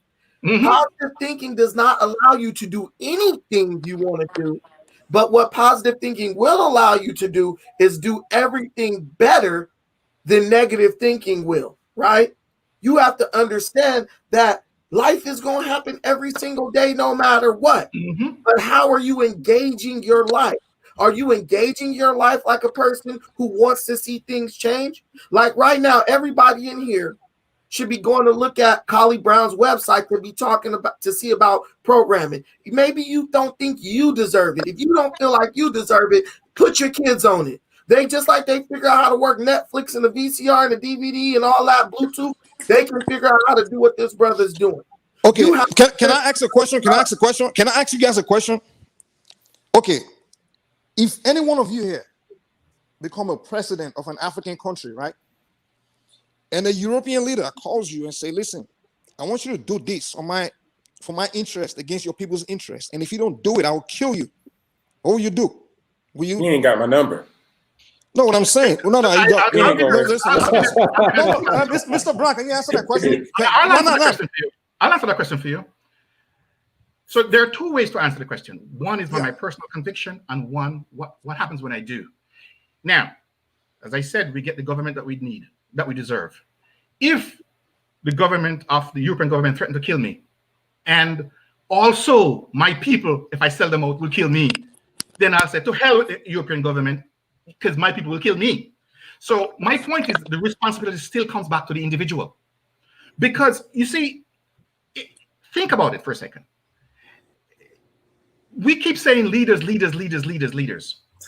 And as Brandon rightfully pointed out, it's not leaders, it's the individual. Because every single country is made up of individuals. Every single group is made up of individuals. Every single entity that has people in it is made up of individuals. Now, what those individuals bring to the table will determine what the entity is and how successful it is at its endeavor. A company, a school, friendship, whatever the case may be. I'm saying to you right now that when you look at Singapore and realize they have nothing. In 1972, Lee Kuan Yew came to Jamaica and looked at Jamaica and said, my God, I wish I had this. Well, before you proceed, I asked you the question. Mike, let him finish, bro. Let him finish. Okay, go ahead. He came to Jamaica in 1972. At that point, the per capita income in Singapore was $2,000 US. Way more than most African countries, but nothing. Today, it's 57, 58,000, depending on who you talk to. But one thing he knew that his resource was the people up here, the knowledge. So he went back home and he said, look, because he even said to the Jamaicans, you guys are kidding. To be this close to the United States, you should do better. And they should have done better, and they're not doing as good as they should. I'm telling you because I'm from the place. So I'm telling you that our people aren't doing as good as they should, but they're doing good, but not as good as they could. Because they were close to America? Yeah, meaning the proximity to the market, the proximity there's so much more to explain that it would take a lot more conversation than this. Okay. But what I'm saying to you is proximity to the biggest market in the world is a hell of an advantage. Now, and native speakers who speak English. So that's a big deal. And if you know anything about business, you'll understand why that's a significant advantage. That's why English became the natural language of business, because it was an advantage when you had English. That's why in Singapore, so many people speak English. Is it in China, one of the biggest businesses in the world? In China, almost every business executive is learning English because they know exactly why. They speak their Mandarin, they may speak the Cantonese, but I'm telling you, Number one priority. it's not their, why would it be their number one priority? When you're a big dog in the show, they don't have to be a priority, but they send their kids to America to go get the education. So the biggest foreign student population here is from China. But anyway, that's a separate issue. I don't want to go into that because that's a whole separate conversation. The point I'm making is this. Brandon said it's an individual responsibility. I agree 110% that it's individual responsibility. And I'm saying that we complain about the leadership in Africa and everywhere Black people are. But if each of us individually started to take responsibility for what we know we should do and start to do it, getting our kids into the best schools, right? Making sure that they understand the value of education, making sure, because it's not education, it's really access to knowledge and access to information, because this world that we're running right now is an information world. And if you're not part of the information world, you're screwed, generally speaking. And there's no ifs, ands, or buts about it. Data is king. And when you control data, you control people, you control minds, you control lots of resources. So if each of us individually did that, we would be within a short couple, 1 or 2 generations, we wouldn't be talking about reparations, because, you know, a guy making, you know, $500,000 a year is not talking about reparations. He has no damn interest in it, because whatever they're going to pay him is going to be less than 1 year's salary. So he's not going to focus on that. I'm not saying reparations is a bad thing. I'm just saying that when you are beyond that, you're beyond that. When you're not beyond that, then you focus on that. And again, everybody can draw their own conclusions. But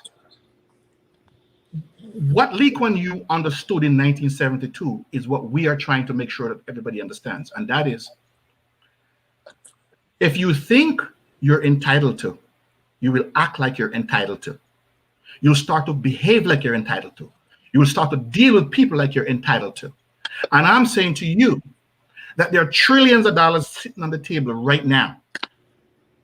If any of you have a 10-year-old kid, a 9-year-old kid, a 15-year-old kid, make sure they're involved with some version of technology. I don't give a crap if they want to be a doctor or a nurse or a lawyer. Make sure they're involved with it somehow, because Dylan just said he robbed banks because that's where the money was. And the God's honest truth is, information and technology is where the money is. It's not the resource in Africa. The resource in Africa, information controls that. So when you control the information, you will control the resource in Africa. Yes. Right now, most of the resource in Africa is controlled by people outside of Africa. Not because not because the Africans can't do it, but they need certain amount of information to be able to take it back from people and control it, right? And it's our responsibility to get that knowledge. And then when we get that knowledge, we act on it.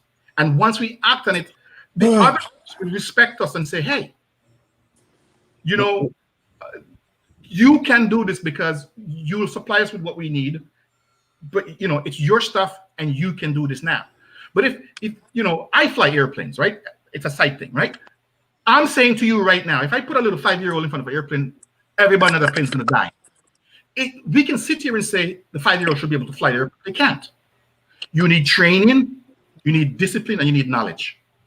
Once you have that, you're now in a position to say where this plane goes, how high it flies, and how fast it flies, and where it lands. That's the key piece for us. And if you look at any family, Nigerians are some of the smartest people I know. They have some of the highest PhDs in this country. And by the way, just so everybody knows, Nigerians, in terms of immigrants, have the highest per capita income. More than Indians, more than Chinese, believe it or not. And they have more PhDs. Do you know that? Do you know that than the whole of Nigeria? Let me say one thing. Do you know that the current president of Nigeria does not have a high school diploma? Yeah, the president. I don't know, but you know What I'm telling you is you can have all the people with the PhDs, with all the brains, with the this and that and that. Facts. If you don't have that people run the leadership, country. you're screwed. That's My the point I'm friend, trying to make. my friend, Let Dangote me get money. People with no degrees have people who have degrees working for them. Absolutely. So let's not put it at that. I'm just offering that to the conversation. Listen, since Nigeria But since Nigeria was created, the British, the colonial masters make sure the best of Nigerians do not rule Nigeria. So you can see and say, go learn all the technology, go learn all these, go get all the brains in the world. Hey, Brown, how about this? Mike's making a point that's valid. He makes the point. You make your point and it's valid.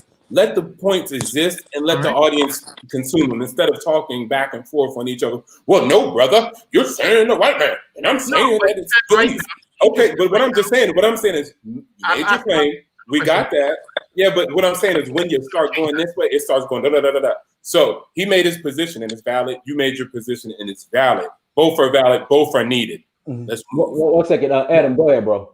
Yeah, let me qualify something else that Mr. Brown was saying. Yeah, with AI, it's not only the quantity of money that is on the table that we have to own some. Yeah, we really have to own critical components of this technology that has to do with us. Because, look, most of our lives we've been put in containers. Yeah, somebody has control over us. Yeah, if we lose this AI slavery, we might never come out of it. You know, Mr. Putin has made this categorically clear. The one who owns AI is going to control this globe. And if we leave our data sets to be in the hands of somebody, corporations outside our domain, we are doomed.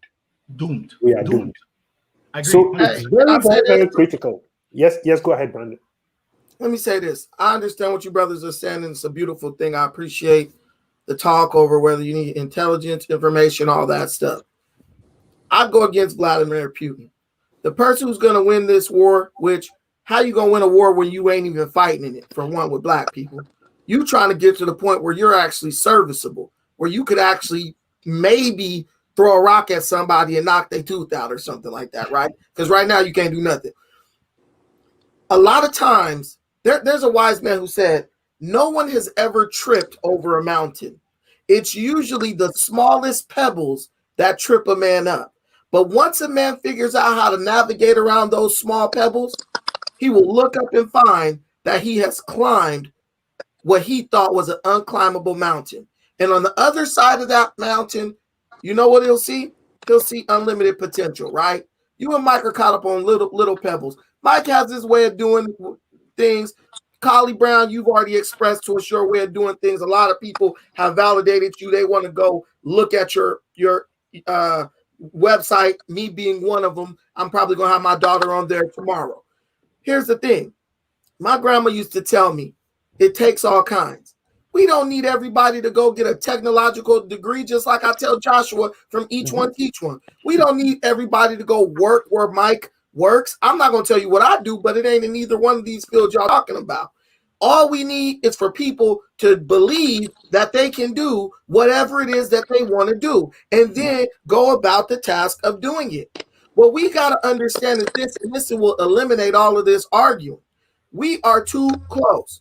We are too close to what we want to give up now, but we are also too close to total annihilation to be sitting up, tripping up over tiny pebbles. It doesn't matter. The history lessons don't matter. There's not a brother who don't know everything y'all gonna say when y'all talk about history, okay? There's not a brother on this panel who don't know. So why do we keep regurgitating historical facts? Why do we keep talking about what China's doing? Damn China and what they doing. What are you gonna do? What are you gonna inspire your kids to do? What are we gonna tell these people in this art? Because these people didn't come to learn about what China's doing. That's not why 400 of them came to search for Uhuru. What 400 of them came on here to do is figure out how they could be a part of what we need to do collectively. The first step is they need to understand individual mastery. You have to master your thinking. You have to program yourself to be even in the position where you can take advantage of what we are out here offering you, okay? Look, if you're interested in what somebody's talking about, I keep seeing people saying, oh, what's this page and what's this and that? And Brandon, talk about what you got going on. Look, we talking about what Dinah's talking about today. If you want to know what I'm talking about, go to my YouTube channel and you'll find out. That's going to take some dedication on your part, right? And that's the first step. We have to understand that we deserve to do better, realize we can do better after we self-evaluate, and then we need to go ahead and do better, right? We are too close to total annihilation for all these situations to not have an impact on us. I don't even see how a grown man could be in the comments joking around, realizing where we are in the stream of time. We need to look to the future. We need to understand how we're going to master the future. I don't give a damn about cocoa in Ghana. You could take a cocoa plant and plant it anywhere in Africa. I promise you. Ghana, one country. Let's go plant it in Eswatini, bro. I'm sure that dude will take a couple G's and let us do what we want to do. The governments ain't got nothing to do with it. The Chinese in America don't even vote, but they got way more in America than you got. Look, we talk about making history, right? Well, there's never been an Indian president or a vice president. There's never been a Chinese president or vice president. Never been a Mexican president or vice president. And there's never been a Cambodian president or vice president. But somehow, not worrying about who the government forces to sell what to them, all these people are making more progress than you're making. I live in LA. It used to be like to sell food on the side of the road, you had to get a permit, a business license, and a permit. They last year said you don't even need a permit no more. Why? Because those Mexicans got out there in so big a number that it was impossible for them to enforce the law. So they just erased the law from the books. And now if you want to go sell food on the corner anywhere in LA County, you can. And ain't nobody gonna come up and harass you, right? If you just get in there and do it, right? If you get up and do it, you will be able to make huge steps. Now, this guy's a cracker, Napoleon Bonaparte. He's a racist, right? But he says something good that stuck in my mind. Napoleon Bonaparte said, look, always take time to deliberate a thing. But when the time comes for action, go stop thinking and talking and go in and do it. That's the mindset you need to have. You've been on Search for Who or how many times? 10,000 times? What have you produced? You didn't talk about me being fat how many times? 5,000 times? What have you produced? Because when you start talking, I don't want to see the cavities in your teeth. I want to see the work that you've done and what you're producing. Carly Brown can show me his work. BA can show me his work. Prince Dinas can show me his work. Because it don't matter what you're talking about. All that matters is what are you doing. And Anna, boo, you don't listen well. If you want to know what I'm doing, go to Pan-Africanism Strikes Back and watch the videos or wait till I go live and we gonna talk about that. But what I want you guys to do is start thinking in your mind right now. You need to set realistic goals, small ones. Meet those to give yourself some confidence that you can reach goals. Look, I made up a goal this morning. I said, you know what? I need to go pick up some dog food, a pooper scooper, and a piece of plywood from Home Depot. I got up at 5:30 in the morning to go execute that. Those goals were achieved by 9 o'clock this morning. What goal did you set and meet? Or did you just let the day dominate what you was going? Did you let other people's decisions dominate what you was going to do? Oh, I don't know what I'm going to do. Damn, the Mexicans woke up early making noise with the lawnmower. Now I got to get up. You didn't even plan when you was going to get up this morning. Somebody else decided that for you. You didn't plan when you was gonna feed your kids. You waited until he came in with the poopy diaper with the box of cereal dangling from his ankle, and then you got up to feed him. See, we don't plan things. We don't make goals. We just let life dictate. We let unforeseen occurrences dictate what we do. You can't do that. You're not a kid. Plan it out and keep on planning it out. Set those goals and hit those goals. And when you start doing that, you won't have time to get on this channel talking about how fat I am or whatever. You will be like, yo, bro, let me go get this knowledge because I got something I got to do by 6 o'clock tonight. So you going to come take what you need and you going to get to work, period. And that's what we got to learn to start doing. And once you start doing, like I said earlier, you don't got to be great to get started, but you got to get started to be great. Are you going to be great or are you going to be a loser? Are you going to be great or are you going to be a bum? Because that's what you are if you ain't doing nothing. You really just a bum. So get out there and start producing, man. Get up and cold call like my brother Black Ambassador said. Dynas writes the book.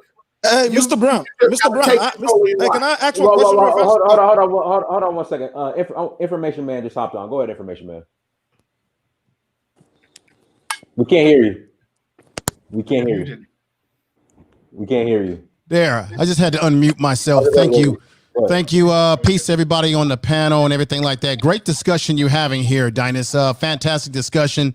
I just want to say that we have to realize this too. I hear a lot of generalization on the panel today, a lot of we ain't this and we ain't. There are black people like myself out here that are doing these things. When you say, what are we doing about it? Well, Brother Brown, your website is fantastic. My daughter will be on that website, but I do these things. I have done these things. How many of you brothers on the panel, and I'm not calling anybody out, but this is just keeping it real. How many of you are involved in mentorship or academies in your community where you're working with young black males and young ladies, academies, mobilizing with other black men? And if you are not doing that physically, then how many of you are supporting organizations that are doing the groundwork if you don't have the time to do it physically?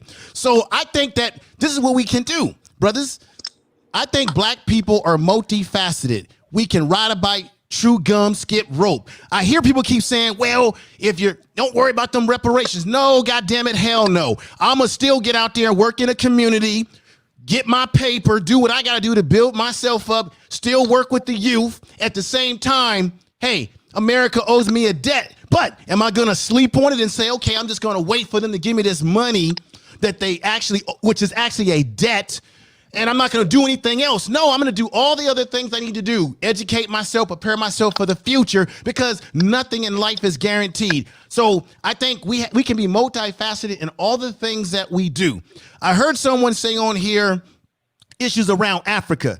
And first of all, you got to get the Chinese out of Africa. Because if Africans want to control their resources, then you can't have the Chinese, who have a history of even destroying the environment with their own people, coming into the continent, building up infrastructure. It looks nice, it sounds nice, but in the end, they're gonna try to grab the bag on you. So the first of all is to take control of your own destiny by taking control of your own country, by not letting outsiders come in to dictate the terms. Same thing can go for black folks in America. We gotta stop allowing Republicans, and I'll call them Republican and Democrats. We got to stop allowing these two political groups to manipulate us and put us into small boxes. This conversation that you brothers are having is what we need more of on these platforms. Okay? Not how can you get a woman in the bed. No, we need more logical, to the point discussions that you brothers are having. And I feel blessed to have listened to most of you brothers today making the statements that you've made. Fantastic. But don't cut us short. Some of us are working out there doing a job. Other people are sleeping. We got to wake them up. And if people can't wake up, because not everybody's going to make it, a small few of us will. That's just a reality. But as we take that journey, try to see how many people we can wake up along our journey. That's all I just wanted to say, brother Dynas. I appreciate you giving me your time. No problem. Hey, guys, let's do the, Wait, Can I respond to that? hold on 1 second. Hold on. We'll do one more round and close out. So Black Ambassador will start with you, then Brother Ken will go with you, and then Mike and go ahead, Black Ambassador. Yeah, go ahead. Okay. All right. Well, just information, man. I agree with 90% of it, but stop doing that. When people go into conversations and the brother just said all that, and most people you always hear on these panels, man, I agree with 90%, but you know, and then they start having a conversation about the 10%. Talk about the 90. It seems like an efficient and an effective method. When, in respects to everybody on the panel, when Brown and Mike, when you guys get in a conversation with that, let your point be known, And when you see it's cross going back and forth, say, okay, brother, I got you. I hear your message.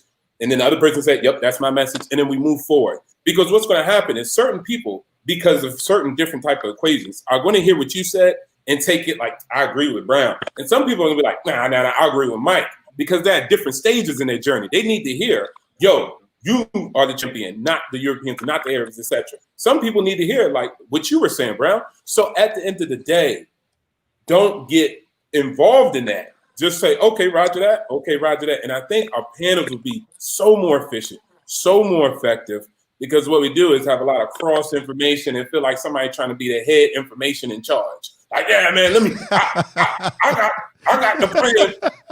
Okay, look, I'm Black Ambassador. There's 1.4 billion Africans. I know what we need to do first, then second, then third, and what's the most important. That's narcissistic. You don't know all those answers. You know only a finite information, and you're processing that and analyzing that and provide it to the world and keep it pushing. And do that with your brothers. As Information Man said, as Pan-Africanism said, as Brown said, as Edom said, and as Mike said it. Yeah, I got it right. Change the mentality and do it the way you see fit and what you're skilled at and provide that to the world. Whatever I say, I agree with everything our brothers said on this panel, maybe about only 90%, but I'm not going to talk about the 10. I want to focus on the 90, huddle around the 90, plan on the high 90, and score the touchdown with the 90. So let's move forward, and we can do that with each other. This is not search for Yang. This is search for Dynasty Mir.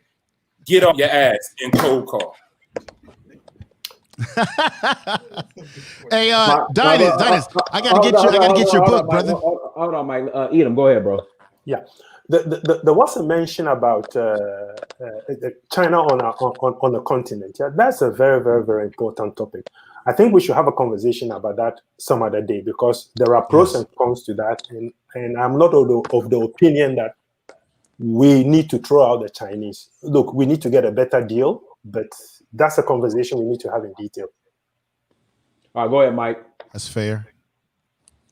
Mike, go ahead. Okay. Dynasty. Yeah, go ahead. Yeah, so actually, Mr. Brown, I wasn't really disagreeing with things you were saying. There's a point. There was a point I was trying to get to, but I just didn't get the opportunity to get there. What I saw is that the way you're defining success is based on maybe how much billionaires, how much millionaires we can produce. Now, the point I'm trying to get to is that even if Africa today, every single human being on Africa becomes millionaire, as long as we're not in absolute control of every policy, we don't have a position in the Security Council, and we still believe that Europeans have actually conquered us, then their millions of dollars, that's meaningless. Mm-hmm. Complete freedom is basically you knowing that you are not conquered. You're a free man. You're a free person. No man has conquered you, and no man can conquer you. And me, as a complete African man that knows African spirituality, African metaphysics, that knows everything on the continent, and knows things the ordinary person does not understand, I can categorically tell you that no one can conquer Africa. If Africans only understand that, they know that. That's where I was trying to get to. But it's just knowledge you don't have, where I'm trying to like inject it. I'm from Yoruba land, and I can categorically tell you that in my place where I come from, no white man can come there and say he wants to dig, or no Chinese man can come there and say he wants to dig. Not because I'm going to physically hurt him. I have a spiritual way of finishing him. In Africa, we have things called spiritual power. I'm not forcing you to believe it, but come and fuck with me. Come and steal from me and see what happens to you. You know what I'm saying?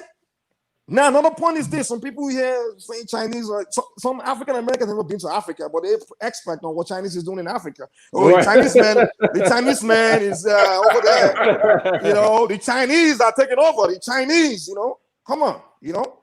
And when you talk about Africa, people complain about generalization, but then you come to generalize. Like Africa is a country. Oh, the Chinese is in Africa. Is Chinese in my? If you directing that to me, is Chinese in my land? Is Chinese in Yoruba land? Have you been to Yoruba land? You see Chinese over there taking over shit? So don't come here and be saying, hey, you need to go get Chinese out of your land. Africa is not a country. I'm not from Zimbabwe. I'm not from whatever Chinese is stealing something. I'm from Yoruba land. Yoruba land is a country, it's a nation. It's bigger than England. And there's no Chinese man or European man over there stealing anything. So don't come here and say, hey, before you start talking, we'll get Chinese out of your land. Have you been to my land? Have you been to Yoruba land? Did you see Chinese man stealing from Yoruba land? I understand. Stop being ignorant. I understand that. I understand that that it's the continent, brother. I understand that. Well, you've never been there. But I still believe that foreigners that have come into whichever country in the continent who are benefiting economically in some way or fashion is, I believe personally, is not a good thing. What country can you go to? That's all I'm saying. No one of another race or nationality is benefiting economically, bro. There are Chinese people in America. Do you move out of America? Does that keep you from waking up and going to work in the morning? No. So you can't. That's just an excuse. That's a cop out. Oh, you got to get China out. What it is you're setting up something that's impossible because you'll never totally be able to remove every single Chinese person so that you don't have to do anything. And it's the number one sign of unaccountability. I mean, I'm not trying to come at you. If you're not coming at me, what I'm trying to say is that if we're going to get on here and talk about being accountable to each other as black people, and you didn't hear me. I also said that we as black people in America, we have some things that we need to clean up. So I'm not pointing a finger and saying, oh, the brothers and sisters in the continent, we got problems in America. Check this out. We let other groups in America, in black communities like Arabs and other ethnic groups, come into our community, sell us poison, sell our women fake hair, and we continue to give them our money when they disrespect us. So what I'm saying is, you can't tell me that they're not Chinese in the continent and other people that are disrespecting the people in whichever country they're occupying under this guise of economic and building infrastructure. It's happening globally and it's happening to us in America. It's not an excuse. I'm saying if we're talking about building, then we have to stop doing business with people who don't have our best interests economically. I'm not saying literally you're going to get every single person out like you're exterminating them. I'm saying how you destroy them. Case in point, we can destroy Koreans in the hair market in America by just doing what? No black person go to their store and buy any of their products. They will be out of business before the week is out. We have the biggest spending power in America in the trillions, and we give our money to other people. So that's the first step that we have to do to work together and educate ourselves, of course, and train our children, is that we have to stop doing business as much as we can, because we gotta be realistic, with people who don't have our best interests. Man, I'm 50 years old. When I grew up, black people in America controlled the hair industry in terms of selling the products. And I slowly saw how there were less black-owned beauty supply store. Now, that may seem very miniature, minute, but that's a big thing, because we don't have enough black businesses. And then the black people that are in business, we need to support them. And we got problems with black folks here, sometimes not wanting to support each other. So it's about accountability. You talking about I'm not trying to be accountable? Come on, man. I'm very accountable, sir. You better check out my channel. I take that back. I didn't, when you said that, the thing is, it's a line that you hear so much, you just automatically assume, man, this person is not trying to do nothing. You know what I'm saying? I hear you, brother. What we say, we got to be so careful when we say what we say, because you got to understand that it's not just 6 black men in this room, in this place, this space. Yes, sir. When you said that, you got a bunch of people who got the mentality I'm talking about in the comments who are like, yeah, we got to get China 100% out of Africa. And then you're like, well, do it. Well, you could do it if you get off your mom's couch and stop playing 2K and eating bowls of cereal and smoking weed. But you don't want to be fuel for those ignorant people. And so when I don't mean any disrespect, bro, because go to Africa, you will go to Africa and not even see a Chinese person, bro. Because last time I was in Africa, I was in Kenya for about damn near a month, and I only saw 2 Chinese people, and that was at the giraffe park. So they definitely not over there like they over here. Yes, sir. I seen totally the buildings, but I totally get it. I totally get what you're saying, brother. Hey, definitely, Brandon, I gotta check out your channel, brother. See what you're all about. I appreciate the statements. No disrespect, but I just think it'd be nice if we could somehow figure out a way to do more economics with each other. All right. And not other people who are taking advantage of us on one level or another. Right. And that's all I'm trying to say. No problem. Hey, Collie Brown, go ahead and close it out, sir. All right, thank you so much.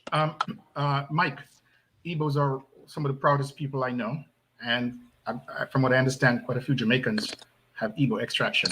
So I understand the pride you wear, and you wear it rightly so. And just so you know, Nigeria also has one of the least penetration of external forces in terms of business. Right. If you go to some other countries in West Africa, and I'm not talking about Ghana, I'm talking about, maybe say what's that one that starts with S? I keep forgetting. Senegal. Yeah. Then you start to cry, but it's a whole separate story. So again, in my dad taught me one thing. He said, you can eat an elephant, and I'm sure it wasn't unique to him. He probably heard it from his parents, and you can eat an elephant one bite at a time. Ambition is a great thing, but organization is even better, because if you have ambition but you can't organize yourself, you get nowhere. We're in an individual world and form collective groups, whatever the groups are. If we want results, we have to start with the individual and build out from there. Brandon talked about the fact that you educate your kids, you get them the right information, you send them to the right schools, and somebody says, what's the right school? You should know what the right school is for you and your kids and your family. Knowing people, having access to people, senses of power is a good thing. It's not a bad thing, it's a good thing. If you have the means to get there, do. Because as Mordecai said to Queen Esther, you may be living with the king, but when they come for us Jews, they'll come for you too, because you are a Jew. So the point of the matter is, a well-placed individual, as in when the Haitians were being barred from coming into this country years ago, it was a black federal judge who said, nope, take him off Guantanamo and bring him to the United States. And they had to do it. Can you imagine if that guy wasn't there? What would have happened to those people? So power matters. Individual responsibility is key to all of this. The macro problems, if you take care of the individual problems, the macro problems tend to sort of fit and sort of, they work their way out. America has lots of opportunities, and frankly, every country has opportunities. And there are people right now packing up suitcases heading to Africa, and there are people right now leaving Africa in boats trying to get out. It's the same place.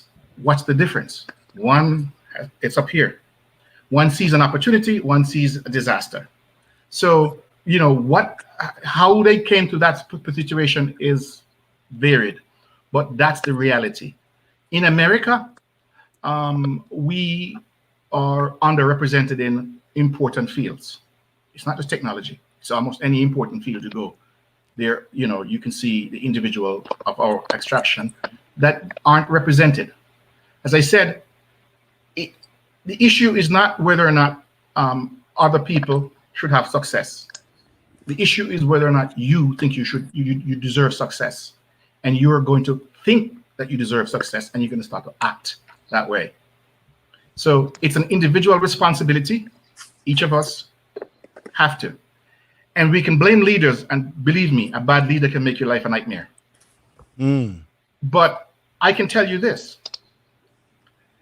Every leader in the world chases money and votes. If you can supply one of those or both, it's true, they'll be knocking down your door. I do not expect anybody to go kick down Dangote's door, because they come to him for money. Can you be that person? How do you get to be that person? One deal at a time. But it starts with believing that you can be successful. When you ask him in an interview, they interviewed him, he said, I always knew I was going to be successful. And because of that belief, he acted like that, and it dictated his action. For those of you who are Christians, the Bible says, where your treasure is, that's where your heart is. In other words, where you spend your money, we can tell. I'm a believer in facts, numbers, and figures. I'm very skeptical when people start telling me they believe this or they believe that. I want to see the evidence. I want to see the actions to back it up. You don't have to do technology. There's lots of fields that you can make money in. Technology is only one avenue. But by gosh, man, we make up 13% of this population. We should make up 13% in every industry, every single industry. But it starts by us believing that we are entitled to be there. This is not where we win, they lose. They are entitled to win. We are entitled to win. We have to start believing that we can win. The last part of I'm going to say, I'm going to sum it up here and just close it out. Encouragement is a good thing. Motivational speaking is a good thing. But it will only go so far, because somebody who is looking for motivation, you will help. But there are a large chunk of people who aren't as motivated, but if the opportunity presents itself and it's so easy to fall into, then they might take advantage of it. And it's those peripheral people that we have to try to reach, not the motivated kind. All of us here are motivated, but we all know people who are not motivated. And we all know people, if you tell them to go do something, no matter how simple it is, they're not going to do it. So you literally have to almost make it such that they can't help but fall into it, right? And that's what I've attempted to do in terms of Vision 2020. You know, when the investors came, I turned them down because I said, because if once I took their money, there'd be no Vision 2020. Okay, there'd be no Vision 2020. So at personal sacrifice, that's what I ended up doing. But I believe in the end that the universe, or whatever you believe in, will reward me and reward my family and reward the people who benefit from it. So with the little bit of time I have on this earth, I try to give back. And I try to open it up. And I'm saying to anybody and everybody, Tiger Woods would be an average black guy or mixed race guy if his father didn't introduce him to golf. Serena Williams and Venus Williams would be average black girls if the father didn't introduce them to golf, to tennis. As a matter of fact, he failed on the first 3 kids, but he never gave up, and he tried those 2. Exposure is an important aspect, because you don't know what your kids are going to pick up. If you ask me at the age of 10 what I was going to be, I would say I'm going to be a pilot, full-time, working for the airlines. I came to America and realized just at the same time Reagan was breaking up deregulating the airlines. And I realized technology was the way to go. That's for me personally. But for you and for somebody else, it's something different. The bottom line is, though, that we have to create a space and we have to share the knowledge. I have empirical evidence, as I said before, that when this program, Vision 2020, drops into our community, it rarely spreads. When it drops into certain communities, all of a sudden I see 15 kids, 16 kids, 25 kids on it. And I know the implications of that because I've hired people to write code, over the years. I know the implications of that.